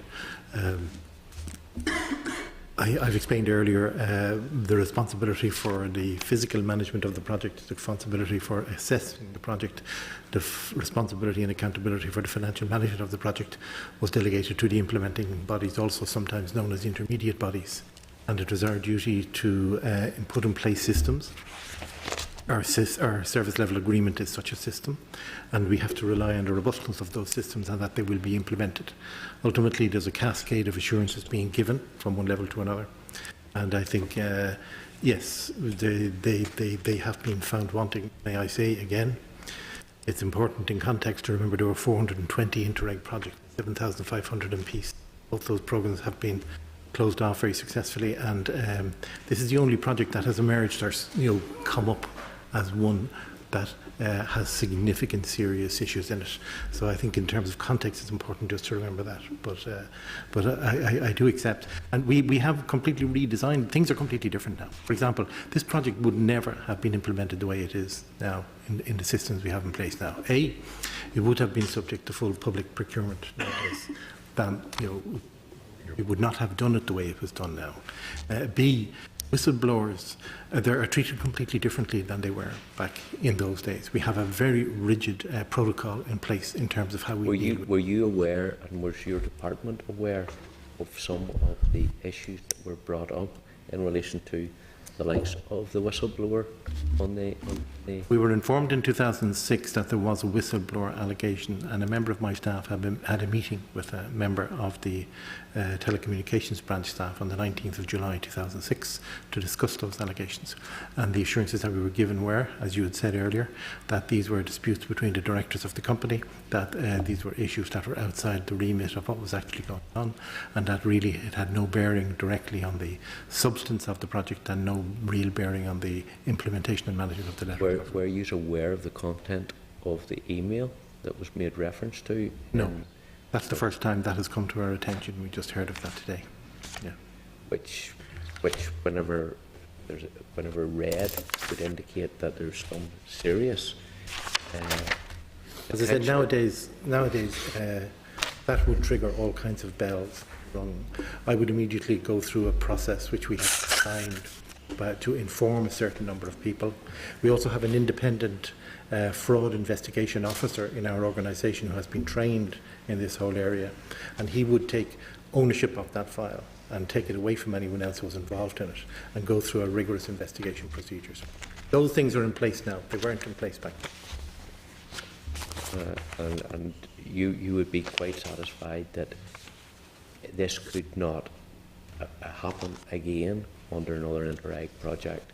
If a whistleblowing, and I think specifically about the whistleblowing incident came up. See, can I ask one question, and maybe it's more to Andrea, and I understand you're in a very difficult position because you were not in the position you're in whenever this all did happen. If it had not been for the whistleblower, would we be here today? I think the truth is that if we hadn't had the further whistleblower in 08, we might well be looking back and saying that was all right, and not knowing all that was wrong. Do you appreciate that's a very serious concern. That causes me major concern because it just makes me very... I reckon that there should be more checks and balances in place where we're not dependent upon individuals who are disgruntled and enough to actually put something on paper. And as a consequence of that, we end up in a major investigation, identifying what could be potentially a major loss to the public purse of millions. And as a consequence of that, it makes me very worried about projects which have been delivered, but because everybody got their penny's worth, nobody was disgruntled, therefore no flags were raised in these matters. And pardon? Okay, we'll not mention flags, but no lights were turned on to identify that there was a problem. And I'm worried that the checks and balances were not there in that time. And I'm not saying I'm 100% happy, but I'm glad to see that the department have learned some lessons and have put in place certain things. And I appreciate, David, you were involved in the last... Yeah, and I've seen a reassurance internal audit in DETI has looked at other projects involving the Vitel company and has not come up with any particular concerns. But I'm very concerned that the department pay more reliance upon what they receive on black and white and paper as opposed to actually what happens on the ground. And on the basis of that, as long as the paperwork's right, and the letter of offer backs this up, And because the letter of offer says you're owed £2 million, you'll get £2 million. Even if what you done was only worth £100,000, you'll still get your £2 million because the paperwork must add up and it must close and it must be right. That's a bit. Yeah. No, I understand that concern. When I say I run a private business, and I can tell you that if I thought for 1 minute somebody was trying to say to me that what I had done was valued at £20,000, or what they had done for me was valued at £20,000, but we've managed to get a really good deal, and it's worked out, it's only cost us £2,000, but I'm still invoicing you for the £20,000. Do you think I'd be paying him? Not a bit. No, I agree. And one of the lessons I've learned, I think we all share here, is that this is not the best way to deliver telecoms infrastructure by government. Far better to identify a need and go to the market and procure, and that way there's competition and there's a much better chance you're going to get value for money. But can I tell you, we're dealing with a very, very small group of fishing out of a very small pool here. Unfortunately, a lot of the people who would have had any knowledge about how this whole business was being delivered, there was a very small group who actually could do that. And I find that if you go out to tender, you can end up with a cartel approach, and that's what does happen and can happen. So I'm not so 100% sure. I think the department should have be able to have engaged more expertise to put a value on the issue, as opposed to identifying and allowing somebody else to come up with the figures. Thank you. Sorry, I know you. Yeah. Finish, Paul, I am your at that questions? stage. Thank you. Just for clarification, I own and drive a Ford Fiesta, and there's It's not absolutely like a nothing Bugatti Bear on, sure it's not. Okay, thank you. Mr. Bay. My first question is to Dr McCormick, and earlier you'd made reference to Western Connect and how they've provided a technical assessment which to a degree was the providence that allowed other civil servants to process the claims. Would that be a reasonable assessment of what happened? They provided advice on various aspects of the project at various stages, which was then supplementing. They were providing technical advice and assistance, informing decisions which remained the responsibility of the department to take. Yes, but that technical advice, the civil servants may not have had that technical advice or information or knowledge themselves. Yes. But of course, that wasn't the only information that was coming forward to the senior civil servants that time. And I'm going to concentrate on the two whistleblowers, the two sets of information that were provided. And a paragraph 4.2 in the Audit Office report. We learn of the first whistleblower, who was one of the directors, so someone of knowledge. And when you look at the concerns that were raised, anomalies in Bitel's accounts and its related company XMCC, that XMCC had ordered supplies on Bitel's behalf, and of course it was a sister company with a commonality between directors. And that Bitel directors had withdrawn funds from both companies which should have been ring-fenced for the Interreg project. And in claiming the grants, the project promoters had stated that value was delivered from assets which were not owned by Bitel. So what we're talking about today was highlighted in 2006 to senior officials. So at what level would the whistleblowers' allegations would have been made known to officials within the department at that time? The initial allegations were discussed by a group going up to grade 3 level within the department at the start of June of 2006. So that's the when the initial approach was made by this director. There was a discussion at senior level, and a number of questions were asked. Those are then a subsequent discussion with internal audit, and advised on various checks that could be and should be applied in relation to these issues. So that's what happened at that time, at the early part of the process. I think that there's less senior involvement at later stages of the 06 episode. But we're told in paragraph 4.3 that there were no issues of concern and that the claims have been supported by correct invoice and bank statements. Sure, if anybody would have looked at the accounts of both these companies, of their bank statements, it would have been flagged up in 2006. Well, at that stage, the way this was being thought about was, had we, DETI, obtained what we thought we wanted, which was fulfilment of the letter of offer. It's a bit like the discussion a short time ago. It looked as though, from the point of view of those dealing with this in the greatest detail, the view taken was that this was all the payments had been made in retrospect. So, in other words, the costs and value had been obtained before the payments were made. Therefore, this was, in that way of thinking about it, satisfactory, and the eligibility test had been met. That's what they thought they had achieved, and they thought they were getting what they wanted. They didn't, at that stage, go into looking at bank statements at that point. They had previously been satisfied before the grants were paid that this was satisfactory. That's the view they took. I'm accepting that the view they took was wrong. 4.3 indicates that the DETI Telecommunication Branch carried out an investigation of the allegations in July 2006. The investigation concluded that all claims submitted by ITEL were in respect of expenditure incurred and that the claims have been supported by correct invoices and bank statements. Yes. Would you not accept that if XMCC had not been involved, they could not have produced an invoice to justify the £1.3 million claim for equipment which they bought for €30,000? That is correct. So how could someone have come to that conclusion? They had reached that conclusion at the point in which they'd approved the initial payment, the 1.3 million payment for the equipment. That's when they'd been satisfied that they'd seen it. So it's not saying that they investigated in summer of 06 and looked at bank statements at that time.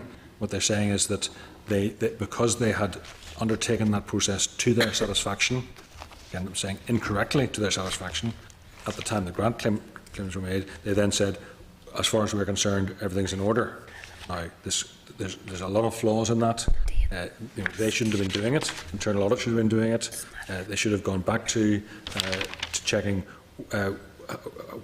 looking at the significance of the change in the project from the Aurora to the Aircom-based deal. They should have known that the North Hill racks were being used. All of those things stand as unanswered and unresolved questions. But what they were saying was, in our way of thinking about it, with having adopted that blinkered view of things, that in that light it was okay. I'll go back to what I said earlier. Surely using a sister company to inflate an invoice is inappropriate. Yes, it is, but they didn't know that then. They didn't know It was at only in that the point. 2008 whistleblower that Yes. the allegation was made that the equipment was purchased for much less than the 1.3. But it said that they had, in 2006, you'd looked at the correct invoice and bank statements. Now that would have shown that the correct invoice was from a sister company, which of course DETI controls all the companies registers in Northern Ireland and would have known it was the same director. They did know that it was a sister company. That was known at the time, but they did not know that the difference between the 1.3 and the 30,000 was not known at that point. They had looked at the claim back in November 04, the first claim. Is that right, Eugene? So they looked at that in checking the claim in November 04. In fact, the team had insisted on receiving what they regarded as a proper invoice. But this point of the issue about the non-value of the equipment did not emerge until, as David said, the further whistleblower in 08. So that was not known at the time. Had it been investigated in 06, maybe it would have come to light. So our regret, what we need to apologise for and recognise as totally wrong. There should have been a full investigation in 06. That's absolutely indefensible as far as I'm concerned. Sorry, could I go across you? If these people had worn a mask like Dick Turpin, would they have been more easily recognised? Serious. Yeah, and big sums of money. There's a very serious point in there which I accept stands against us. Moving on to paragraph 4.4, which tells us that the investigation was completed by Delhi's telecommunication branch, which of course was responsible for the oversight of the Bytel project in the first place and the vouching of the grant claims. Why was such a thoroughly unsuitable approach to investigation followed? It was in line with the fraud response plan as it was at the time, which said that there should be an initial check by management of the issues. That was undertaken, it reported back, and the message was, there's nothing further for us to be concerned about. This is two directors fighting among themselves. We're satisfied that the expenditure was vouched and that the project is proceeding. Those were totally unsatisfactory in the great scheme of things, but that's the view that was taken at the time. It was an incorrect view. Okay. One of the things that does strike me about this is we have somebody at a lower level making a call.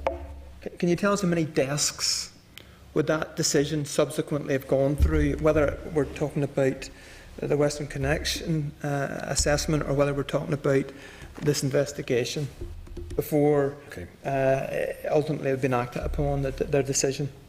I don't think it's possible to be precise about that. I think that the main decisions about the oversight of the project would have been a very small number of people, and that the initial report in relation to this incident, which is the first whistleblower, was definitely drawn attention to the Grade 3 PEFO at the time, who accepted responsibility for the initial decision not to investigate.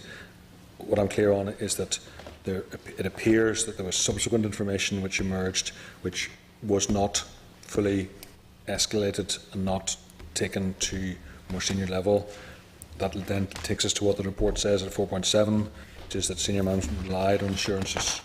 They relied on assurances from the TPU that things were on the face of it in order. I have grave concerns about that. I don't find that at all satisfactory. Can you tell us whether any of the individuals who were involved in the initial assessment of the grant from Telecommunications Branch involved in the whistleblowing investigation? Sorry, those who would have been involved in the assessment of the Bytel grant approval, were any of they involved in the subsequent whistleblowing? Were they? Yes. And did they carry out a significant role in that whistleblowing investigation? Yeah, 2006. Yes, there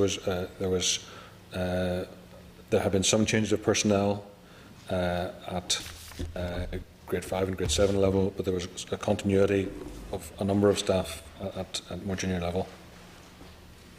So there's some people were involved both in the processing of the project, so through the appraisal stage and the grant payment stage. We were still involved in You would still have to go and ask those people for information. I fully understand that, but were they managing the whistleblowing allegations? That's a big flaw in here, is that the first investigation was undertaken. They were, quote unquote, marking their own homework, and they knew they were. That was known at the time. Chairperson, sorry, could I just cut across and ask to see an AG, when did the Audit Office give out advice on how to handle whistleblowing? Well, we produced a good practice guide, Chair, but that's very, very recently. I don't have chapter and verse here, but some guidance on whistleblowing was far back as 10 years. So, yes. But a fundamental principle, Chair, is that investigations should be independent of management of the law. That's straightforward. Would you? Just to finish, sorry, Roy, thanks. Just to get this absolutely clear, so as long ago as 10 years, there was sound advice from the Audit Office on how whistleblowing should be handled. Clarify that. It's not our job to actually I know. give advice. Recently we have issued good practice, but there has been guidance from DFE, I think, and maybe the TOA. Clarifying this going back at least 10 years. It's 10 years. The first clear guidance we issued was in 2008. And as you say, we have followed that up fairly recently. But there was guidance prior to that. The important point So is the that question is, sorry, and I apologise to Roy for this, the critical question is, that advice was available Yes. for the last decade. Yes. What plausible explanation has your department for not recognising it and acting on it? There's no good answer to that. The fraud response plan envisaged a preliminary fact-finding exercise being undertaken by the management unit concerned, and what happened was portrayed as a fulfilment of that piece of procedure. Where it went wrong is, sorry, that's been corrected because that leaves a vulnerability. So we don't do it that way anymore. But even at the time, taking account of what both the CNAG and the TOA have said, you know, it wasn't beyond our wit to have realised at the point in time that that preliminary fact-finding should have reported back to senior management and should have said, there's more to look at this, and especially when the email that Mr. Girvan drew to attention and a range of other things. There was correspondence from PwC, there was stuff coming in through July and August that should have led to this being, a balloon going up, actually, and people saying, we really need to get into this. That should have happened, and there is no good explanation as to why it didn't happen.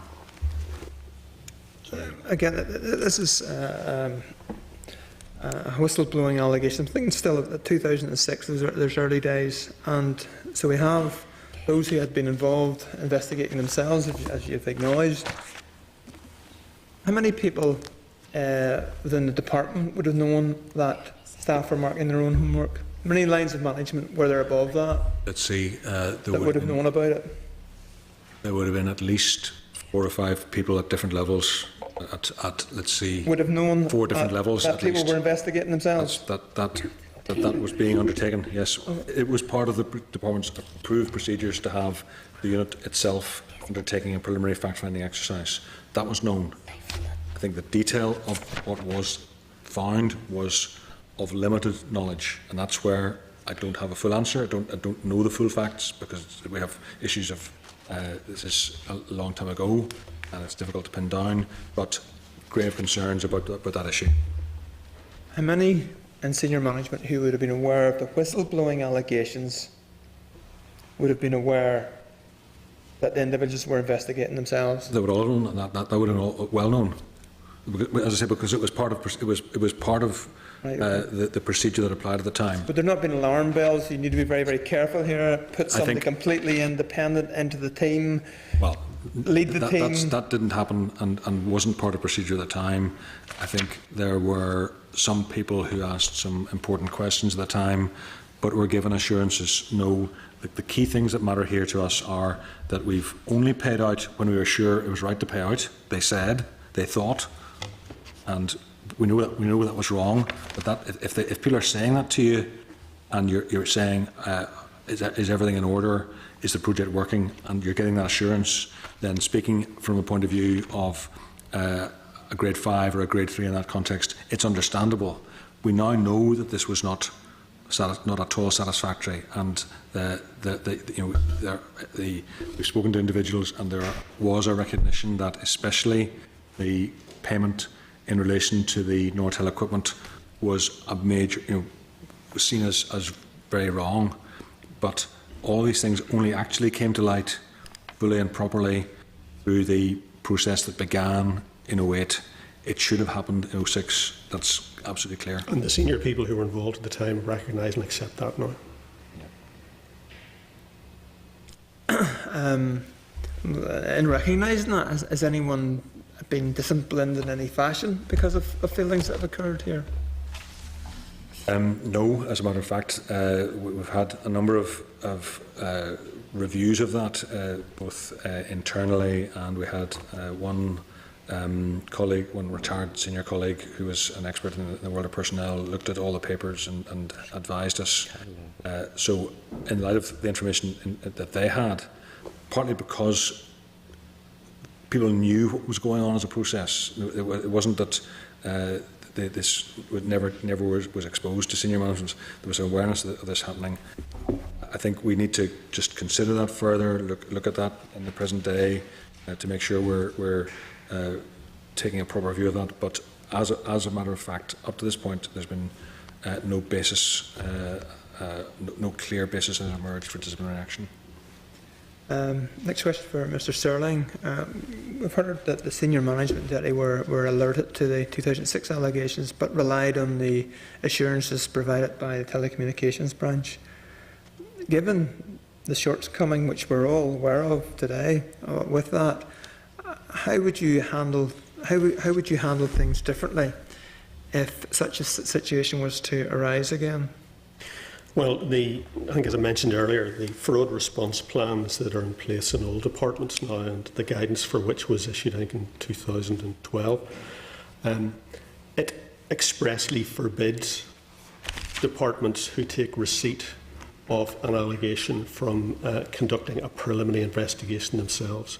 There's a very clear requirement in the guidance that on receipt of any allegation of fraud or wrongdoing or anything like that, that you must inform the finance director, the establishment officer and internal audit service within the department, and that they will then, the finance director will effectively become the senior responsible owner for having conducted an initial sort of preliminary survey. The finance director will assume responsibility for conducting an appropriate investigation. Within the guides, it's made very clear as well that as soon as any indication of fraud, obviously DFP would have to be advised, the CNIG would have to be advised, and if there's any prima facie evidence of criminal wrongdoing, then the PSNI would have to be involved as well. This guidance has been, as I say, circulated to all departments. All departments are required to have a fraud response plan which is compliant with that guidance. I would expect that audit and risk committees in all departments would want to see that the guidance was being properly applied and provide that sort of challenge that things are operating properly. So as I say, there's a comprehensive range of guidance behind this, which sets out what people are supposed to do from initial reporting through initial inquiries and fact-finding, through the management action stage, through investigation, and then, as I say, advice on how to liaise with the police service, what to do in terms of applying sanctions and redress, post-event event action, communication, all the rest. To say the guidance is very thorough. It's much more thorough than anything that was there in the past, and there are arrangements within departments to make sure that it is being complied with. Moving on then to the second serious whistleblowing allegations around the same area. Dr McCormick, we see at paragraph 4.11 that the Deputy Internal Audit had identified the main concerns, the management of the project in January 2009. So let's look at what happened since then. And paragraphs 4.13 and 4.14 tell us that further consultancy work, which was completed in September 2009, confirmed that significant issues about the eligibility of programme expenditure. And paragraph 4.15 states that in 2010, DETI was considering commencing a detailed PACE investigation involving police, obviously, on the project, but this did not proceed. Given what I consider to be overwhelming evidence of serious concerns, I mean, I referred to the financial transaction earlier on, serious concern, why did it take so long to start a full and proper investigation? I think it's true to say that it should have moved more rapidly, and I think everyone concerned would accept and acknowledge that. I think it's fair to say that what emerged was quite complex and needed to be considered very carefully. Also, at a couple of stages, there was a need to procure expert input, be it consultancy of one sort or another. That was necessary, which took time. But also there was ongoing discussions in that period with legal advisors. So quite a lot was happening, both on this case and then in the wider context as well. I think we would definitely have to acknowledge that it should have moved much more rapidly, and certainly that there should have been much more rapid communication to DCNR and to SEUPB and more widely about the nature of these allegations and the way in which they were being followed through. I think, as you've highlighted, there was a need that the consultant who undertook the first stage of follow-up, who was appointed in March of 2009 and who provided a draft report to us in September 2009, because that individual had not been trained to investigate under police and criminal evidence procedures, that again led to another decision to take. What do we do next? What's the right next step to take? That individual was not trained in such a way as to undertake the kind of evidence gathering that was now required. We didn't know it was going to be needed until we had his emerging findings, which threw light in and said, actually, we've got some very serious issues to address here. So there were difficult things to address. What we accept is that they should have been addressed much more quickly. Yeah. It should definitely not have taken as long to deal with these things, and there should have been more escalation and elevation of the issues at earlier stages. So I'm not offering any excuses. I'm trying to give a little bit of background explanation contextually as to what was going on, but acceptance from all of us here that this should have been escalated and acted on much more quickly. If we had it to do over again, we would move more quickly to making sure we had commissioned the right people in a timely fashion, with no letter hindrance on the scope of the questions they could ask and the processes they could undertake to get to the truth and to get to the interventions that would protect public funds. Yeah, obviously I would echo all of that, and given that I was the accounting officer from October 2009, I would say firstly that I think during this period we did many of the right things, but we certainly were not quick enough in doing them, and as accounting officer at the time I take full responsibility for that. And indeed I've offered Pat an apology for not informing SEUPB earlier than we did in sort of late 2010, early 2011. There were some mitigating circumstances which I'm happy to explain. We had quite significant turnover in staff, in key staff during this period. We lost the deputy head of audit in February 2009. The finance director was absent on sick leave from June 2009 until April 2010. We had the retirement of the head of internal audit in August 2009. We had to wait nearly a year. Had anybody acting up during all this time? Well, there were people acting up, but work has to go on. Indeed, and it was a particularly challenging time, particularly late 2010, early 2011, with the budget that followed the spending review, which followed the general election, and then the senior people in the finance division who had a role in all of this were heavily engaged in the rescue of the Presbyterian Mutual Society as well. So there was a lot going on, but I accept that we should have moved much more quickly than we did. So if I could cut across, Roy. Really, you're painting the picture there, Mr. Sterling, of a department that was unstable, volatile, subject to absenteeism, and all sorts of problems that helps to explain to me why we got into this mess. No, I don't think I would accept that. If you look at each one of those moves, somebody retires an age limit, decides to retire. But sure, you would have known that it was coming, wouldn't you? Yes, and indeed there were acting up arrangements put in place. What I'm saying is I could go through each one of those issues and explain that there were circumstances there at the time.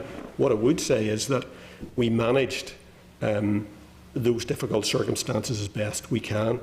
But something suffered, and I have accepted responsibility that one of the things that suffered was that we were not sufficiently quick in dealing with these particular processes. I'm just thinking that we're constantly alien compared to the private sector. That scenario you painted there, that wouldn't be accepted in the private sector for 2 days. You maybe make a valid point there, but you know, I don't want to sort of I'm not take the talking about committee's the private time. sector. I'm just disappointed. That's all. Yeah, I understand that, and again, I have accepted full responsibility for that during the time. But I would say in mitigation, the rescue of the Presbyterian Mutual Society and other things were top priorities, coming from the very top ministerial level, and did, you know, not something you have to do every day. So your eye was off the ball. No, I'm not saying my eye was off the ball. I'm saying we had a range of competing priorities at the time, and I have accepted full responsibility for the fact that we should have found some way to advance these particular investigations more quickly. Moving on, Mr. Colgan, I see in paragraph 4.15 that the SEUPB had been informed of the Detty investigation in 2006, this very first investigation, and the allegations there. And its conclusions were that no matters of concerns were arising. Do you accept that you should have perhaps pursued the issue a little bit further? I mean, were you aware of what the causes for the investigation occurring? Were you aware of the whistleblowing allegations back in 2006? We were made aware of the whistleblowing allegation in 2006. We were not made aware of the whistleblowing allegation in 2008. I mentioned earlier that a member of my staff did meet with one of the officers in the telecommunications branch responsible for the project and went through the allegations and the whistleblowing, what those allegations were, and was given strong assurances, as has been said earlier, that these were really just issues between the directors of the company and that they had no direct bearing on the integrity of the project itself. We had to accept those assurances in good faith as they were given to us, and we accepted the assurances that as far as the implementing agent was concerned, the project was proceeding as it should be and expenditure was being incurred in accordance with proper procedures. I'm looking at some of what the allegations were back in 2006, and I'm wondering to myself, you know, should you have been satisfied with that meeting and verbal assurance? And I look at some of the allegations where that Bytel directors had withdrawn funds from both companies, which should have been ring-fenced for the Interreg project, and that the value, in claiming grant, the project promoters had stated that value was delivered from assets which were not owned by Bytel, and that the sister company had ordered supplies on behalf of Bytel, which allowed the inflated price to appear to be claimed with yourselves. So, if you were aware of these being the whistleblowers' complaints, what detailed explanation were given to you on these to satisfy yourself that this was spurious, that wasn't relevant? I think, in fairness, with the benefit of hindsight, it's clear that the allegations of the whistleblower have been substantiated. I think they were substantiated later on in the internal audit report that was carried out. I think they were substantiated later on in the draft consultant's report in 2009 that was carried out. We weren't aware of the internal audit report. We weren't aware of the consultant's report that was carried out in 2008. We were only aware of these allegations in 2006. And as we did in accordance with our protocol, we met with the implementing agency to take their views in relation to how these whistleblowing allegations were being dealt with. And as Andrew has explained, they gave us assurances that these were being dealt with in accordance with their procedures at the time, and gave us assurances that there was no concerns for the programme or for the project that we should be concerned about. We accepted those assurances. Is that just box ticking? Somebody says it's okay, and then you trace down the line, and it's back down to people who were involved in the grant process that they said it was okay, therefore it's okay? I think, in fairness, and I said this earlier, it's to do with the design of the programme as it was at the time. And if you look at the content of the service level agreement which we put in place between ourselves and the implementing agents, there's very specific responsibilities given in relation to the ongoing monitoring of the project implementation, the ongoing monitoring and verification of expenditure in accordance with pre-agreed standards and in accordance with levels of training and standards that had been defined and had been given. So those duties and responsibilities were clear, and the implementing agency accepted that they were the ones who were responsible for ensuring that that was the case. I know now that we should not have accepted that those assurances that were given were actually based on solid verification of expenditure. I know that now. I didn't know it back then. Can I say, I think in fairness to SEUPB, they did ask DETI staff some key questions. They asked for confirmation that payments had been made and if the payments were made in advance, and the fact is, on their understanding, that was not the case. That it's clear that the SEUPB was told by DETI that when they had met the director, who was the whistleblower, nothing directly concerning Interreg had been revealed at the meeting. The thing I don't understand is one of the allegations was that the purchase had been made through a sister company with the same director, same address. You know, we all know it's the same address. As a sister company, only really had ever traded with Bytel, had been set up, that it would appear for convenient transactions, and that allowed this inflated claim to be made. So what satisfaction did you receive on that specific claim? We received absolute assurances from DETI that there was no significant issues to be concerned about in relation to the finances of this project. And at that point in time, the evidence that the claim was inflated had not emerged, so that wasn't part of the 06 whistleblower. But if someone had investigated the invoices and the bank statements, it would have been apparent. That's right, but that did not come to light. I think it's clear that wasn't part of what that wouldn't the happen. director said. It wouldn't happen today. It simply wouldn't happen today. Why would it not happen today? Because there is an independent financial control unit within SEUPB that's completely separate from the managing authority's functions, from the functions of the Joint Technical Secretariat, and that's separate also from anyone to do with any project implementation.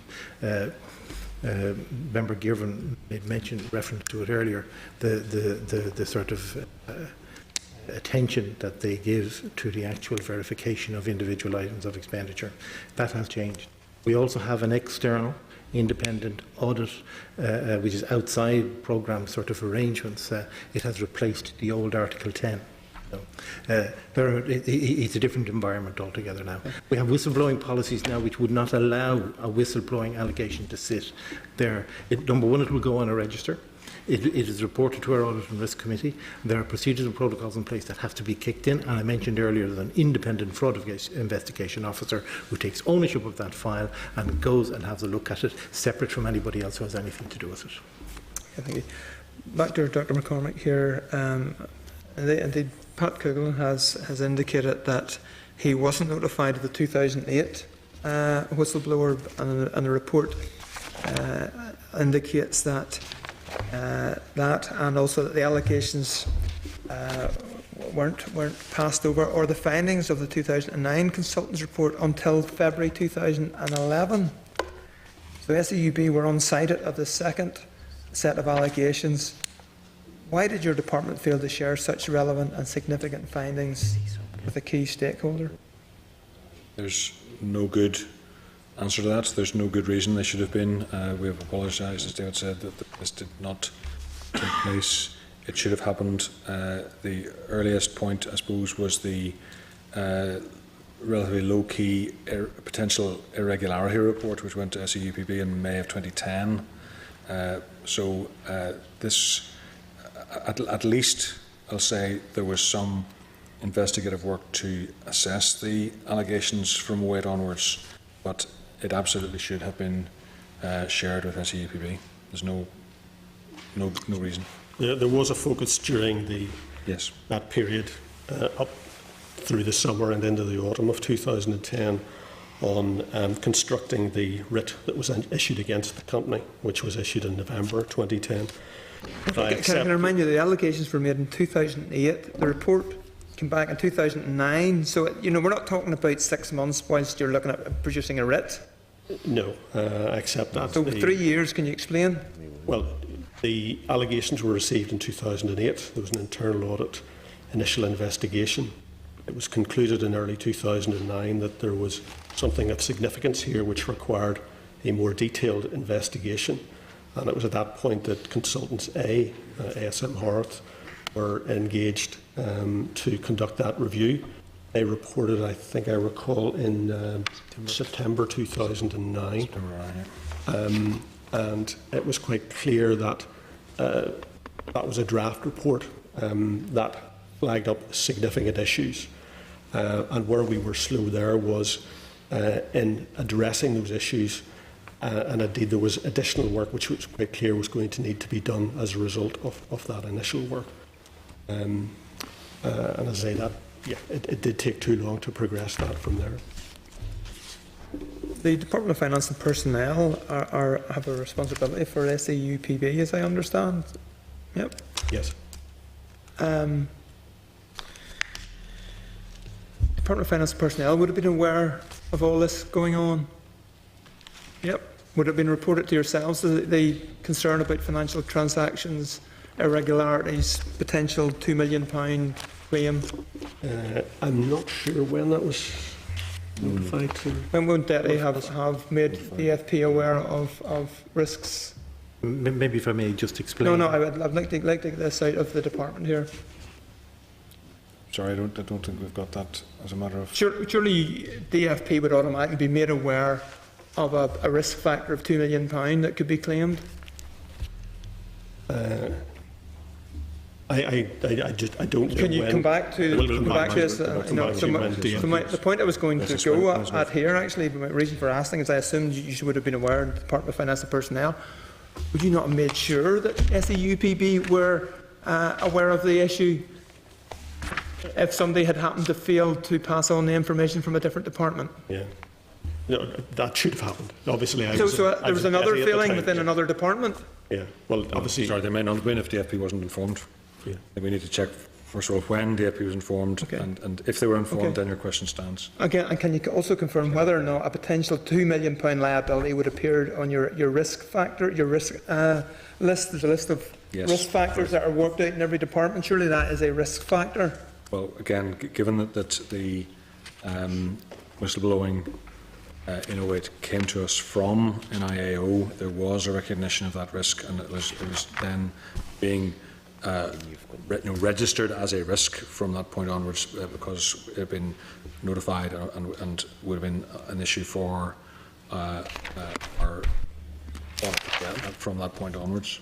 The DETI Audit Committee was notified in December 2008, so it remained an item that was on the agenda of the Audit Committee throughout that period. But I'm just conscious that DFP also have a role to ensure that information is shared with appropriate bodies. Yes, and there would appear to be failings here. Yeah, we'll come back to well, it certainly would have been. There's a reference in the Statement of Internal Control for the accounts for 0809, which said during 0809 the Department initiated an investigation following receipt of anonymous allegations concerning grant funding to a company. The investigation is ongoing. That would have been okay. That's not specific. It doesn't mention Vitel, but that would have been a matter of record between ourselves, DFP, and NIAO as a matter for the Statement of Internal Control from 0809 onwards. So that would be okay. To be specific, that would have been June, July 09. Yep. Yep. Given that Dr. McCormick, given that this €2 million was eventually paid from DETI's own funds when the project was withdrawn from Interact in the programme in 2012, can you tell us if the additional funding requirement reported to what was this additional funding requirement reported to the DETI committee? Sorry, let me just. This is in terms of the budgetary consequences of. £2 million is going to be coming from DETI, and that's a major pull on resources to that department. thinking that through. So the need to cover that would have only been clear when the withdrawal from the EU programme was confirmed. So that would require us to complete the process to test, to go from knowing about a potential irregularity to having a confirmed irregularity and withdrawal from the programme. So that would take us, given that those things were only confirmed through the various investigative processes, that would have taken us into, what, 2012-13 financial year? Eugene, is that keeping right there? My understanding of what happened at that point is that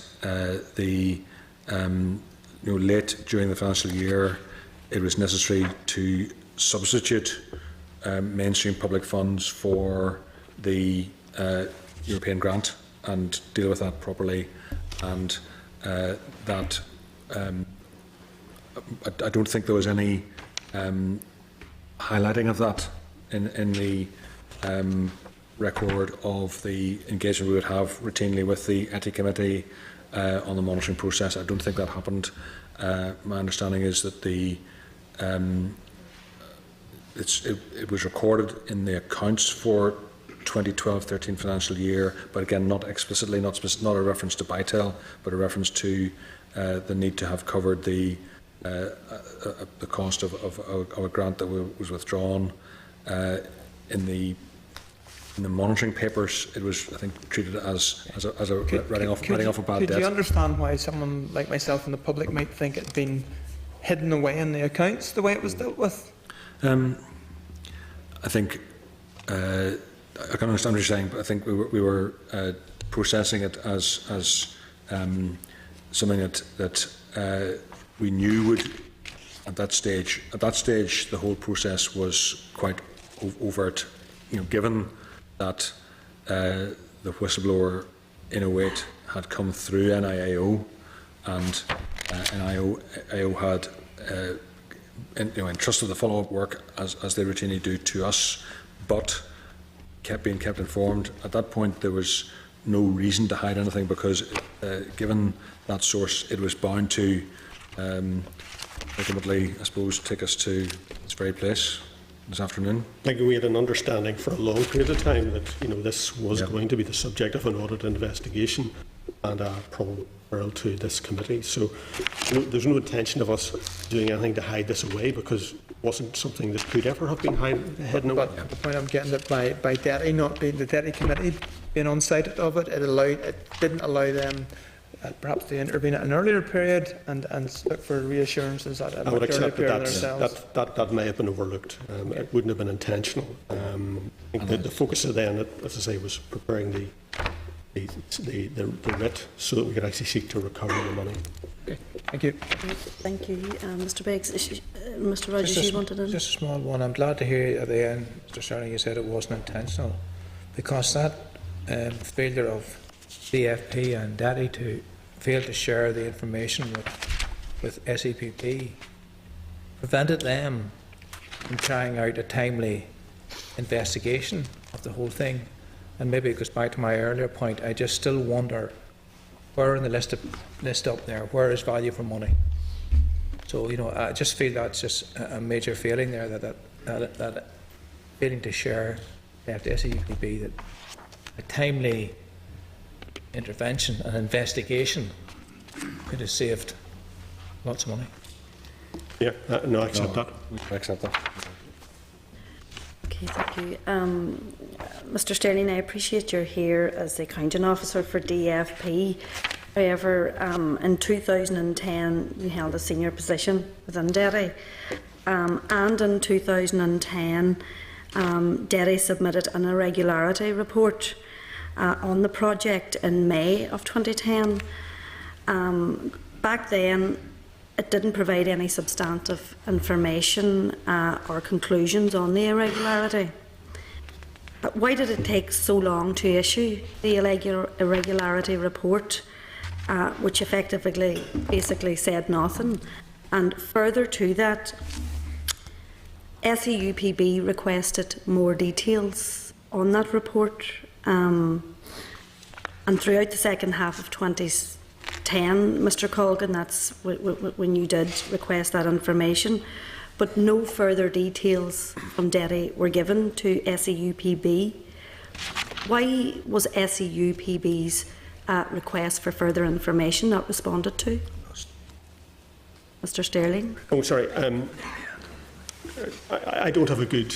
I don't have a good explanation for that. I've explained already that SEUPB should have been advised earlier. I've offered an apology for that.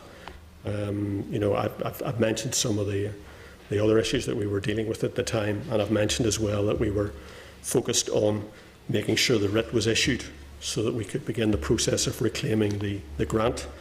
But that is not a sufficient excuse for not having informed SEUPB earlier. Mr Colgan, you certainly didn't get a satisfactory response to your request. Were you frustrated? I suppose that's fair to say. We were. We found. I first became really aware of the seriousness of this situation on the 8th of February 2011, and I wrote to the accounting officers in DFP, in DETI, in DPAR and in DCNR on the 10th of February. And on foot of that letter, we put in place a project board to review all the matters surrounding this issue. The board met then for the first time on the 24th of February 2011. On the 22nd of April of that year, we appointed ASM to do a detailed review, the same authors of the draft report that had been presented in 2009. Felt that that process needed to be finalised. They were contracted through a procurement system and with the involvement of CPD.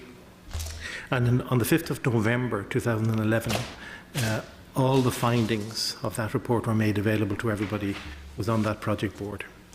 Some further consultation with third parties were needed to be carried out, clarification of facts, and it was not until the 15th of March 2012 that I was in a position to be able to make a final determination in relation to it, having received the final report on this report. And on the 16th of March, I wrote again to the accounting officers, informing them that based on the findings of that report, the ASM report, that we were deeming the project to be completely ineligible within the programme.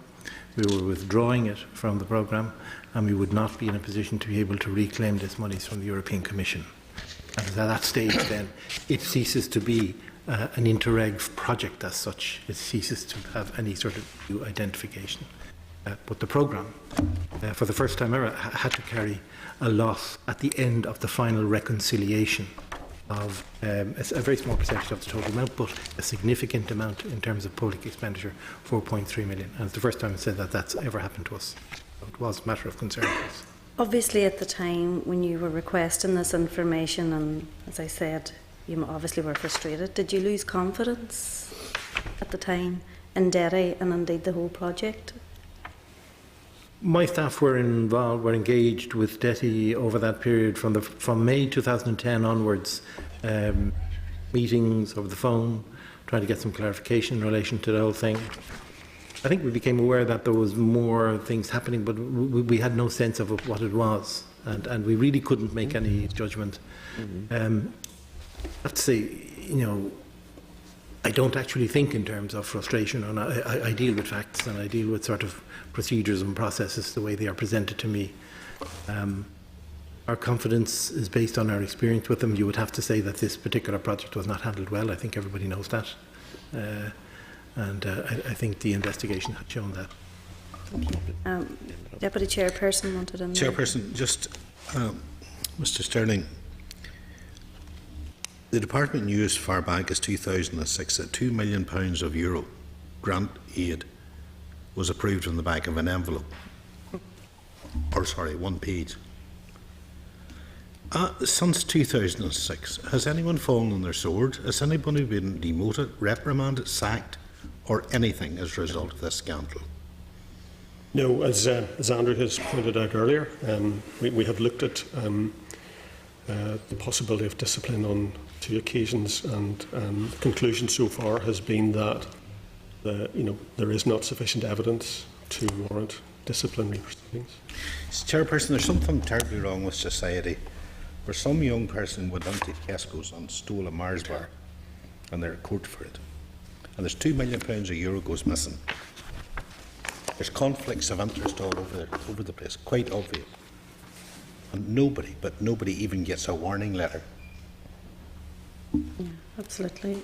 Mr Easton, you wanted to come in there in a supplementary. Just quickly, Mr Colgan, when SEUPB withdrew from the project, were you put under any pressure from anyone to stay on board? Or was it accepted? No, this would have been a direct result of the investigation carried out by ASM in 2011-2012.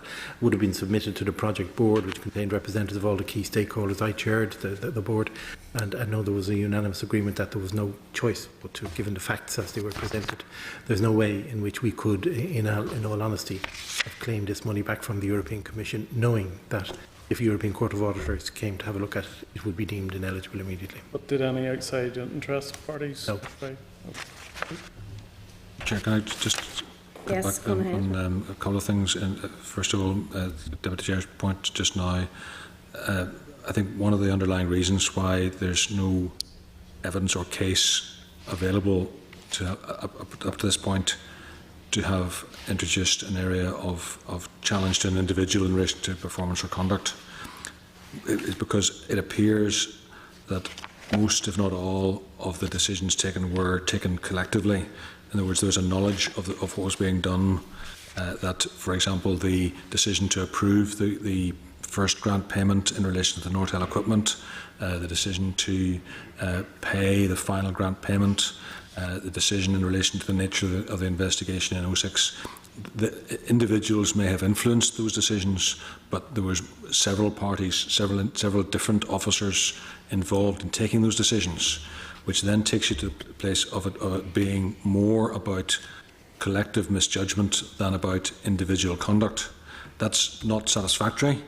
It begs other questions, and there's still, I think, further questions for us to ask about the nature, because the key point on some of those things will be the degree to which individuals exercise those judgments in full or partial possession of the relevant facts. So there's I think, some further questions for us to ask, but the primary reason why it's not, there's no sound basis in HR practice or in law to pursue these things is because there was a collectivity about those decisions. Chairperson, that's a very plausible explanation. It's real classic. But given it was a group of people who were involved in decision making, I take it that there were meetings held, that minutes have been kept of those meetings, and that they're available to this committee. But having said that, how can you excuse the responsibility of accounting officers at different levels who are paid, I think, good salaries for looking after the public purse and the purse strings? I mean, surely, whatever about collective decisions that were taken, there had to be somebody who was looking after the chest, so to speak. And the main way that's achieved is by testing that there are effective procedures and checks and balances in place. You can't, no accounting officer can actually look personally at all the different payments that are made or all the different transactions. The important thing is to have ongoing, continuous assurance that the procedures, that the right procedures are in place, that the staff undertaking that have a good match between their responsibilities and their abilities. That's something we need to watch continuously. It seems to me that there were in fact failings in relation to aspects of that, including insufficient expertise and understanding of telecoms issues, so that it was possible to misunderstand the nature of what was going on, and other issues in relation to investigative procedure. So I think it is, we as accounting officers do have that responsibility, and the buck stops with us. We can't exercise it by detailed, specific oversight of each transaction, but we have to accept responsibility that the system has to work. In this case, the system failed, and we need to, I think there's still some degree of additional understanding, and if there's further material that it would be helpful for the committee to have and consider. We're more than willing to provide that, because it's in our interest as well as yours to see this the light fully shining on this. So I think we're content to pursue that further if you wish. Chairperson, the moral of that story is, if you don't want to take responsibility, call a meeting. Okay, Mr. Bay. Yeah, it's just along a similar line of thought there. And earlier there was mention of a private sector company. If a private sector company lost €2 million, I don't think the shareholders were very happy to learn that the buck stops with nobody. Nobody is accountable. That's the perception that's being given. That nobody is accountable. You said the buck is not going to be held by anybody. No, the buck absolutely is with the accounting officer. The buck stops with me in relation to Diddy as of now, and where we have to answer, what we have to answer is that we have to be sure that the systems are in place and working, and that's why we have internal audit to provide a primary check. We have audit and risk committees to oversee that work. We're subject to external audit. Those are the checks and balances that arise. They can at times go wrong, and in this case they clearly did go wrong. But the responsibility rests with us in that regard. But you're saying nobody can be held responsible? Well, what I'm saying, we were asked, had there been any disciplinary procedure? No, because the actual responsibility for the decisions had been collective, and that implies that they've been approved. I think there are further questions for us to ask in relation to the degree to which those decisions were informed by relevant evidence and documentation. That's where I still have an unresolved issue in my mind about this. But we have to make sure we do this thing properly and fulfil. And can we have clarity if there is collective decision makings again today in some department? Does that admonish all those involved in inappropriate decisions? It doesn't admonish anybody. It just means that you can't single out an individual and say it was all that person's fault. That's very hard to achieve. It's not. I've actually given very similar answers in relation to the handling of health issues. The same point applies, and what I said in my consideration of one particular very difficult case in the health service was to say systems failure is more serious than individual failure, because systems failure creates greater risk and requires further and detailed scrutiny, which includes then looking at the question mark as to how to hold senior staff, accounting officers, chief executives to account, and that's part of the evidence I gave to the Haberdashery inquiry as well. I gave my opinion, my view as to how to deal with that kind of issue, where you have collective involvement, complex decision-making processes, and maybe the sum of a range of individual mistakes turning into a collective failure. That's quite difficult to handle, and I think it's important to ensure there's a fair and proper process, but no shrinking back that there's individual responsibility. So just to take one particular aspect of this, in talking to the individuals concerned, we know that there is an acceptance of responsibility for the decision in relation to the 06 investigation at the point of June of 06. That's accepted and acknowledged. I don't think that's the complete story, but we have to be firm in our view of these things and fair to each individual concerned. May I just correct one point? We've been just checking papers while we've been talking here. So there were, in relation to the 08 whistleblower allegations, there was a primary notification from internal audit to DFP about that emerging in 08.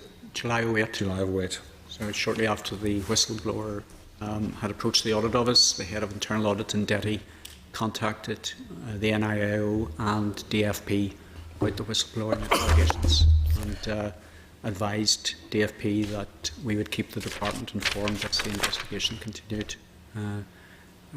in light of further details that may emerge from it. Maybe you may have noticed we've changed the top table. I don't know if that's a good thing or not.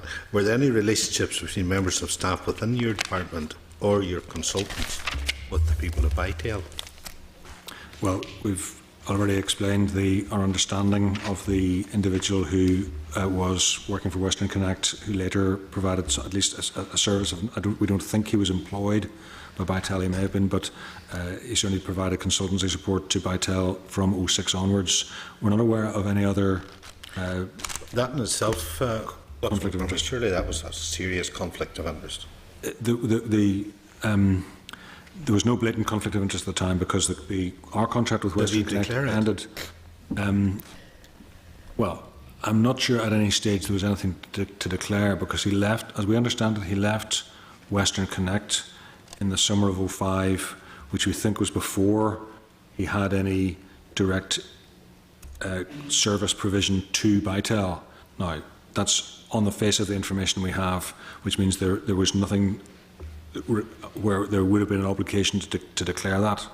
I think you could possibly say that had we been particularly sensitive to concerns, then maybe something would have triggered. I think the fact of the matter is that in the period in question, that is the autumn of 2005 and the first part of 2006, nobody in the department had any reason to believe there was a problem.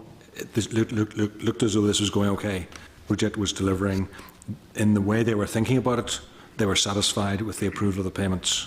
We're saying we now know that was wrong, but putting yourself back into their view of life, their worldview, it looked okay. Okay, well, maybe just the next question leads on from that.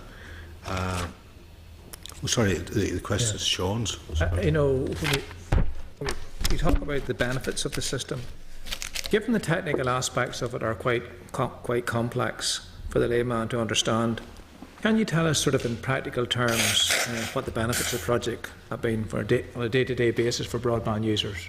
So this goes back to the very beginning, and it's quite clear in the economic appraisal that the intention behind the project, the reason that it was needed, was because we had a duopoly of broadband provision, north and south, with BT dominant in the north and Eircom in the south. We had reasonable progress with the penetration of broadband in the major urban areas, but limited competition, poorer access, higher prices in especially the border counties. So we've got a problem which the market wasn't solving, and the objective of the project was to introduce competition, to drive down prices, to provide access to high-speed broadband, much better than was available through ADSL, through the commissioning of this project. And that's what we set out to achieve. And as PRISA show in their report in 2013, the main objectives were achieved, if not more than achieved, in relation to improving the market, driving down prices, securing competition, providing, in fact, some all-Ireland pricing was achieved for part of the pricing structure in relation to the way this worked.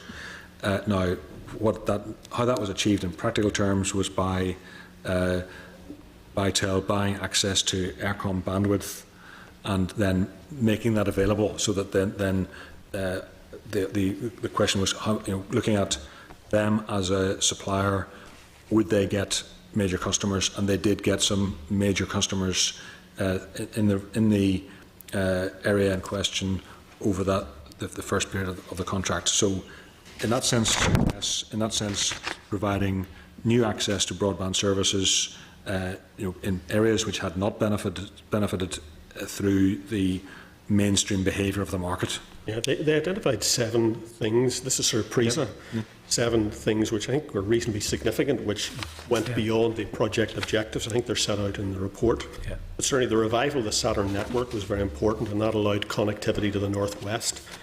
There was more resilience, obviously, within the system because the Saturn network could then be used.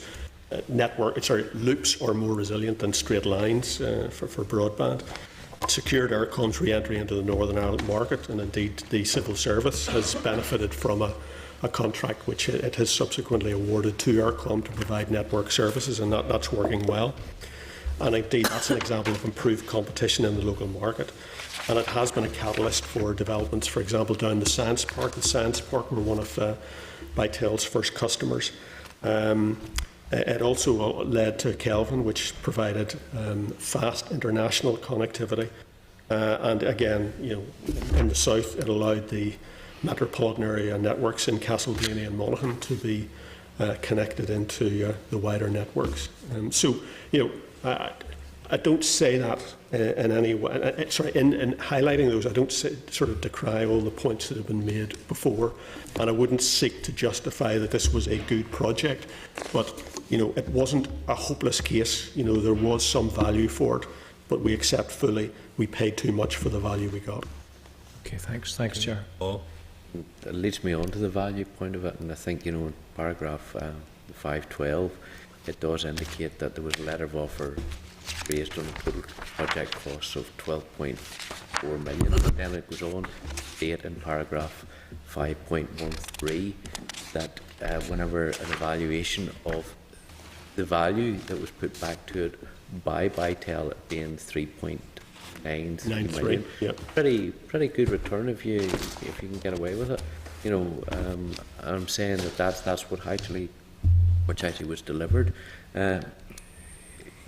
Can you tell us how, in approving the project, you failed to identify that you could have delivered it for a fraction of the cost that you ended up paying for it for?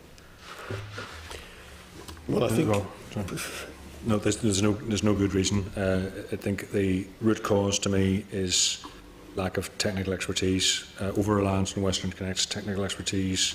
It wasn't until we had the PRESA report that some of the misconceptions about the need for 4 fire repairs when PRESA said you didn't need that.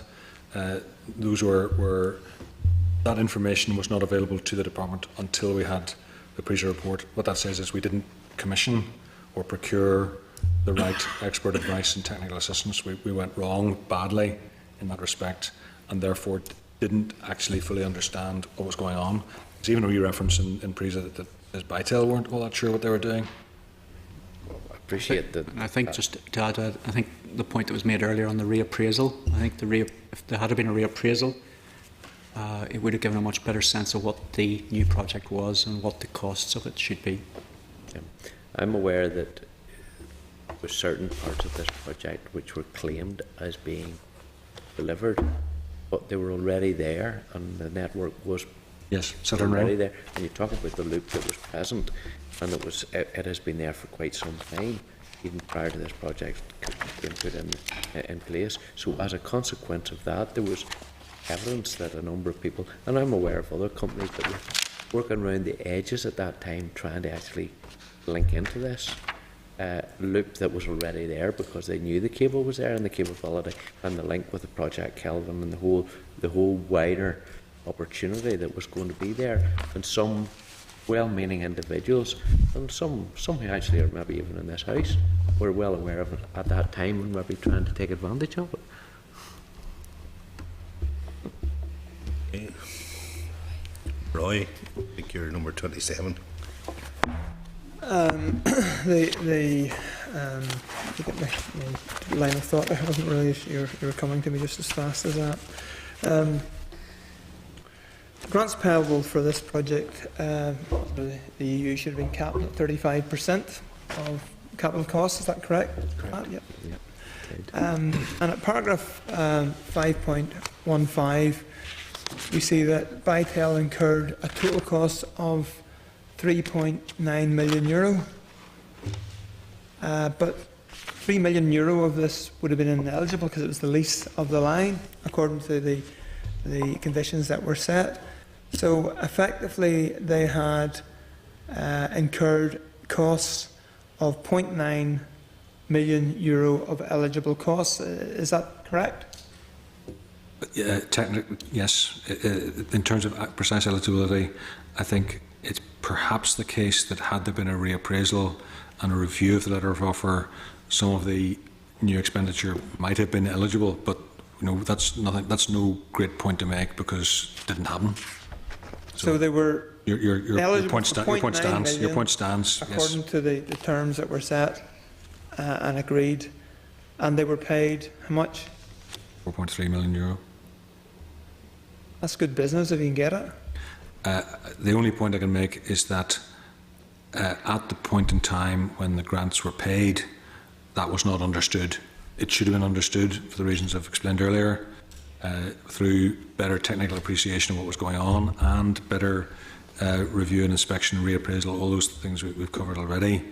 But that doesn't take away from the point you've made. I don't know how to follow that. That's Alex, No. I think you have an interesting follow-up question, number 28. Yeah. Mr. Colgan, paragraph 5.21 states that the withdrawal of the Vital project from the Interreg programme after June 2009 ultimately resulted in significant amounts of available EU funding being lost to Northern Ireland. Had SEUP been advised earlier of the project, would this have enabled the funding to be reallocated? As you approach programme closure, you're inevitably, with so many projects around, going to uncover irregularities and problems and difficulties. The trick is being informed in time so that you can do something about it. We would have replaced projects in the run-up to the closure of the Interreg programme with others. We would have sorted irregularities and dealt with them and taken them out of the programme and replaced them with others. I suppose, in fairness, looking at the dates, the programme started 2000 and was due to finish in 2006, with a further 2 years for completion 2008, and then a period of time to run down. So final expenditure should have taken place in 2008. 6 months extension was actually granted to all European programmes at that time to extend until June 2009. Because of the prevailing economic circumstances and so on, it was felt that programmes throughout Europe in general were under pressure and were being given a little bit of extra time to deal with some of these issues. Had we known before June 2009, it's quite conceivable that we would have been able to deal with these. We would have been in a position to ensure that there was no loss to the programme. There were other projects elsewhere that could have got the money. In fact, I'm aware of about 3 million in expenditure that we would have replaced with other projects during that period. And so, I mean, it's not something that's unusual in terms of managing programmes down to closure. Okay. Andrew. Paragraph 5.24 tells us when Vital sold the funded assets to Hibernia Atlantic in 2009, grant paid should have been subject to clawback. However, as you did not become aware of the sale, and I don't mean you, by the way, of the assets of the ownership status of those funded assets, so that you could have recouped the grant in 2009? No. Again, this is Want me to ask? further issue that could and should have been handled better, but because it was only actually brought out into the light properly through the PRISA report in 2013, by which stage it was too late to be able to invoke that precise means of pursuing it. So again, a concern there. The facts probably should have been brought to light at an earlier stage. Okay. And paragraph 5.3 states that DETI had examined other projects in which Vital had received funding from your department and has identified no concerns. How can this committee have any confidence in this statement, given that your department repeatedly provided incorrect assurances that there were no concerns with the Vital project? I think the key point there in relation to ongoing credibility is because it's a clear distinction that previous unreliable assurances were based on a procedure we no longer follow, which places too much reliance on an individual unit within a department. And as David has explained earlier, we have new procedures in place, a new separation of roles. So the review referred to at paragraph 5.30 was undertaken by internal audit, not by the telecoms people. It was, in that sense, independent. In that sense, a more orthodox and independent way of providing that kind of investigative assurance. So I think that it is therefore much more credible. It's therefore something that I have always, wherever I've been, maintained a view that my direct relationship with internal audit as accounting officer stands. There's nothing that can stand in the way of the right of the internal auditor to come to me as accounting officer and say, here's something you need to pay attention to. That's a fundamental defence in the system, and it's vital we protect that and resource internal audit and esteem internal audit. And that's the difference, is that this report comes from internal audit, not from the same source as the assurances, which, as you've said, don't have the same credibility. Okay. From paragraphs 5.28 and 5.29, see that DETI issued a writ in 2011 to recover all 4.3 million grant paid to Bytel, and also issued a statement of claim against the company in March 2003. Can you advise us of any latest developments in the legal process and what legal advice you have received on the prospects of recovering the grant? We've had continuous legal advice essentially since the 2008 whistleblower came to us. I really can't say very much about that for reasons I'm sure you'll understand, and indeed the Chair referred to it at the outset. It's being pursued actively and thoughtfully, and we are in ongoing dialogue with our legal advisors to ensure that it's dealt with in a way that does all we can to protect the public interest. Why has it taken so long? 5 years. Well, again, it shouldn't have taken so. There's no acceptable explanation of that. But David has given some very reasonable descriptions of the context that applied. But all of us are acknowledging that it should have happened quicker. Indeed, some of the actions taken by our lawyers were to stay in time in relation to some of the deadlines that apply in that legal context.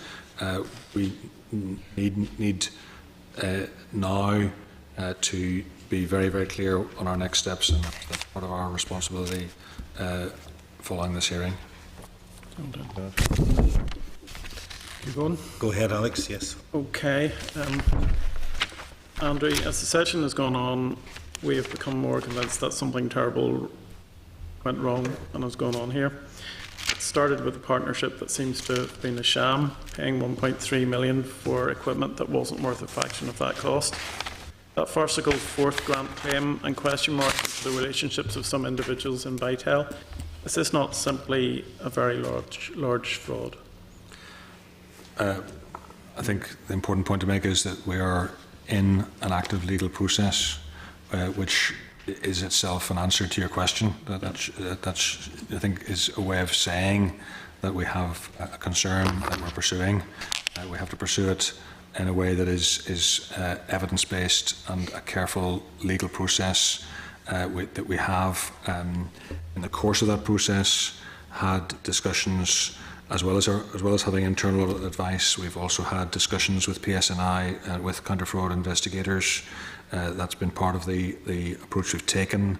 There are important points of evidence in relation to all of this highlighted both in the ASM Hearth reports and in the PRISA report, where there, as has come out very clearly this afternoon, there are no straightforward conventional explanations, and therefore it's essential to look beneath that. We are just wary that there are claims and counterclaims going on. There are different representations of what happened coming from other parties, so that all needs to be handled with great care. And I think it's important to be clear what we're looking at here. I'd be concerned to distinguish a concern in relation to the relationship with Bytel on the one hand, and the issues that have been hinted at a couple of times through this afternoon about internal issues. We have just a simple matter of fact that the process was subject to scrutiny, which I think is one of the things we rely on in relation to fraud prevention. Is that we have internal process. It doesn't always work very well, and in this case it didn't work very quickly, but it's there, and it's quite a major deterrent in relation to the handling of these issues.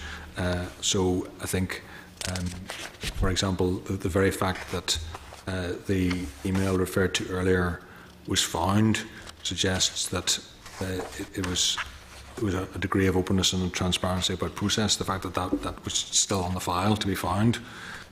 So that affects our view of the issues as to whether we're looking at I'm going to the point of whether we've got concerns internally or externally. We have to think about both and be very concerned about both. I think I'm hoping that there's at least some comfort that there is no strong inhibitions in relation to the behaviour of staff. Yeah, it has been referred to the police, the PSNI. There were discussions with the PSNI, yes. Have they taken it any further? Or? Again, I don't want to comment, but I really would prefer not to go into detail on that, if that's okay, please, Chair. Is that okay? Can I just ask one? Sure, of course. See that email we're referring to? Why was it sent to Daddy in the first place? It came. It's really interesting. It came as part of the information from the first whistleblower. So that director of the company was trying to get our attention, trying to say something's going on here. And what he did, part of what he did, was to allow his solicitors to send us the detailed papers relating to the legal proceedings that he was undertaking against one of the other directors in the company. And the email is Exhibit 4 to an affidavit by another director in the company. So that's, I think, it's interesting. I find it very interesting that the initial whistleblower shared those legal documents. It came in a letter from the solicitor to the whistleblowing director to the department. It was attached as a fourth exhibit to an affidavit, which is in turn an attachment to the letter. It's quite a large bundle of papers that came in. I was looking at them this very morning. Yeah. Okay. It's just, okay, thank you. Mr. Colgan, it might well give you the last throw of the dice. Must be heartbreaking sitting there listening to how these millions of pounds were spent in this way. Would the committee be right in assuming that there were a lot of other projects that could have benefited from this money? I think, in fairness, as I said earlier, probably the biggest fault in terms of the way this was handled was the lack of communication to ourselves in terms of when it was found that there was an issue or a problem. We should have been involved a lot earlier. We should have been informed of the seriousness of it. And I think everybody here has recognised that. Could we have replaced it? I mean, the benefit, hindsight is a wonderful thing, but all I can say is there are other projects who benefited from situations similar to this. Yes. Yes. I think that's really what I wanted to ask. I'm giving you a minute, 2 seconds, Sean. I want to just go back to Dr. McCormick and then I'll bring you in, Sean. If you had the opportunity, what would you do differently? Should you be responsible for managing the funding of a project such as this in the future? I'm sure you wouldn't wish it. Well, I think in pursuing this kind of issue, the absolute central point that emerges for me is the need to have technical expertise at your disposal that you can rely on and that you know is not conflicted, and that is giving understanding of the nature of the project, understanding of the way the market works, so what costs what, how things are moving, because as Mr. Govan drew out, things change, that we make sure we deal through competitive procurement processes. Again, one of David's strongest points this afternoon was to emphasise that that's how we do things now. So we've already learned a lot of those lessons. So it's expertise, ensuring competitive processes which then allow the transparency of a market force to help. And then if you move on to the issues in relation to investigations, to make sure we have rigorous independent investigation where allegations emerge of the kind that did emerge in this case. That's my long and short of it. John? Just back of something you said, Mr. Conlon, you're a man that's held in high esteem in terms of Interact funding and etc. You know it inside out. Based on your knowledge of Interreg and in terms of grant ceilings and in terms of eligibility criteria, how much should this project have received? How much, I beg your pardon? How much funding, how much grant should this project have received? I think the figures have been brought out there. You know, I think the actual costs of the project are I think they're in the public domain now. I think we know how much it cost. A fraction of what they actually got. You know, so. Okay. Yeah. Paul, we're winding up now. I appreciate that. It's just on the back of what you said, Dr. McCormick. I have severe reservations in relation to competitive tendering, in that I think it's a good process, but I think there needs to be some expertise to come forward from within a department to ensure that they're getting value for money before even putting it out to tender. There's no point in saying, yes, we're putting out... Intelligent customer. To use your previous expertise, going out for a tender for a road, and you know roughly how much it's going to cost you to do every 100 kilometres or 100 metres of that road, and somebody saying, well, what's the budget for that? And you have a rough idea, well, that's a target, as opposed to giving you value for money. They aim, and they'll all come in, and the cartel can kick in, and they can ensure, I'll win this contract, and I'll make sure just come in below it. Do you have a benchmarking process to ensure that you're getting value for money before you do it? And I always work out my own estimates for everything I do before I do it, before I ask somebody else to give me a price, so as I know whether I'm getting value for money. And I think it should be the same with the public sector. They shouldn't just rely upon somebody to come back to them with figures and then they swallow it, hook, line and sinker. No, absolutely, fair point. I suppose 2 points. Firstly, on telecoms projects, certainly in later years, say from 2011, the big projects, you know, the department would always have procured specialist assistance to help with those procurements. But more generally, and speaking with my DFP hat on now, certainly you know, CPD would be alive to the fact that, you know, when people are procuring through a Centre of Procurement Excellence, you know, they would need, before they go to the market, they would need to have an idea of what is good value for money.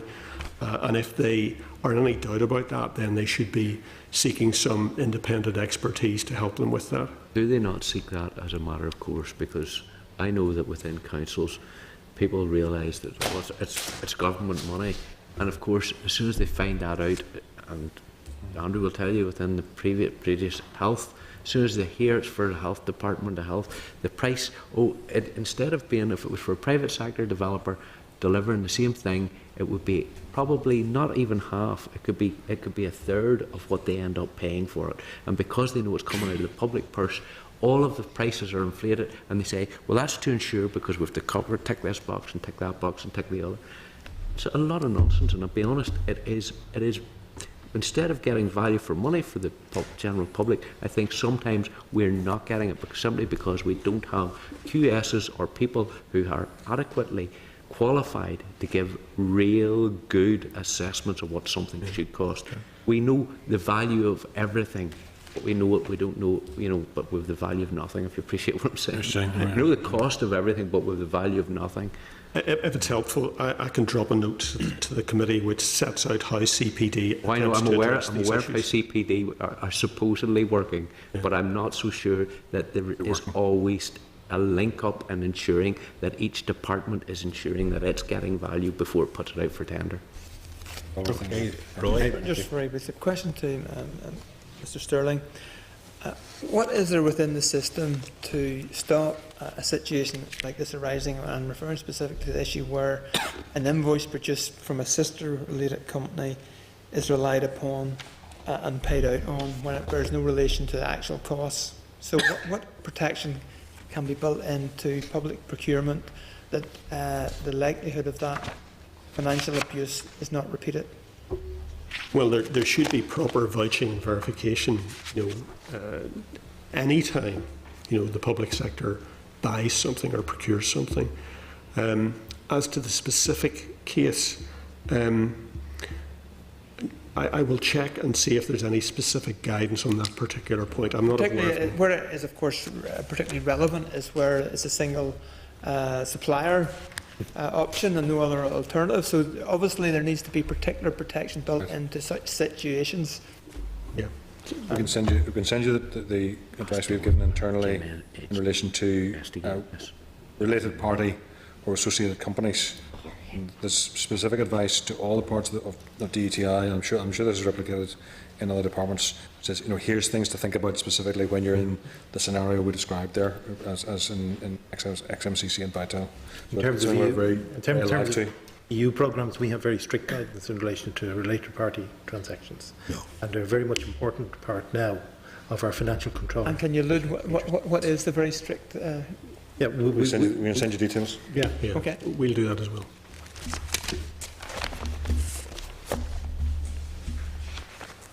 Yes. Are HMRC investigating this whole backup? Not to my knowledge. Is it something that should be happening? I think there was some previous involvement of HMRC, but let me just check that point and come back to you. All right. Okay. Mr. Rooney. Sorry, do you want to? There's a reference in Consultant A's report to HMRC involvement with the director of Vital. That's as much as information as we have in terms of the consultant's comments on that. All right. Well, if everyone has had an opportunity to ask the questions, I now wish to bring this to a close. All happy? Mr. Laborie and TNAG, is there anything that you wish to add regarding the evidence we have just received? Okay. Members, do you have any questions you would like clarification on? No? No, thank you. Can I thank you all for your attendance before the committee today? It's been extremely useful. I think it's been very open. And the information received, I trust and pray, will be taken on board, and it never again will anything of this nature ever appear before any future Public Accounts Committee. We may, of course, need to write to you seeking clarification on issues raised today and on other issues as they arise during our deliberations. We're happy about that. Of course. Members, for the remaining items of business, it is necessary that we move into closed session. That means our witnesses go. Thank you. Are members content we moved into closed session? Agreed. We are now in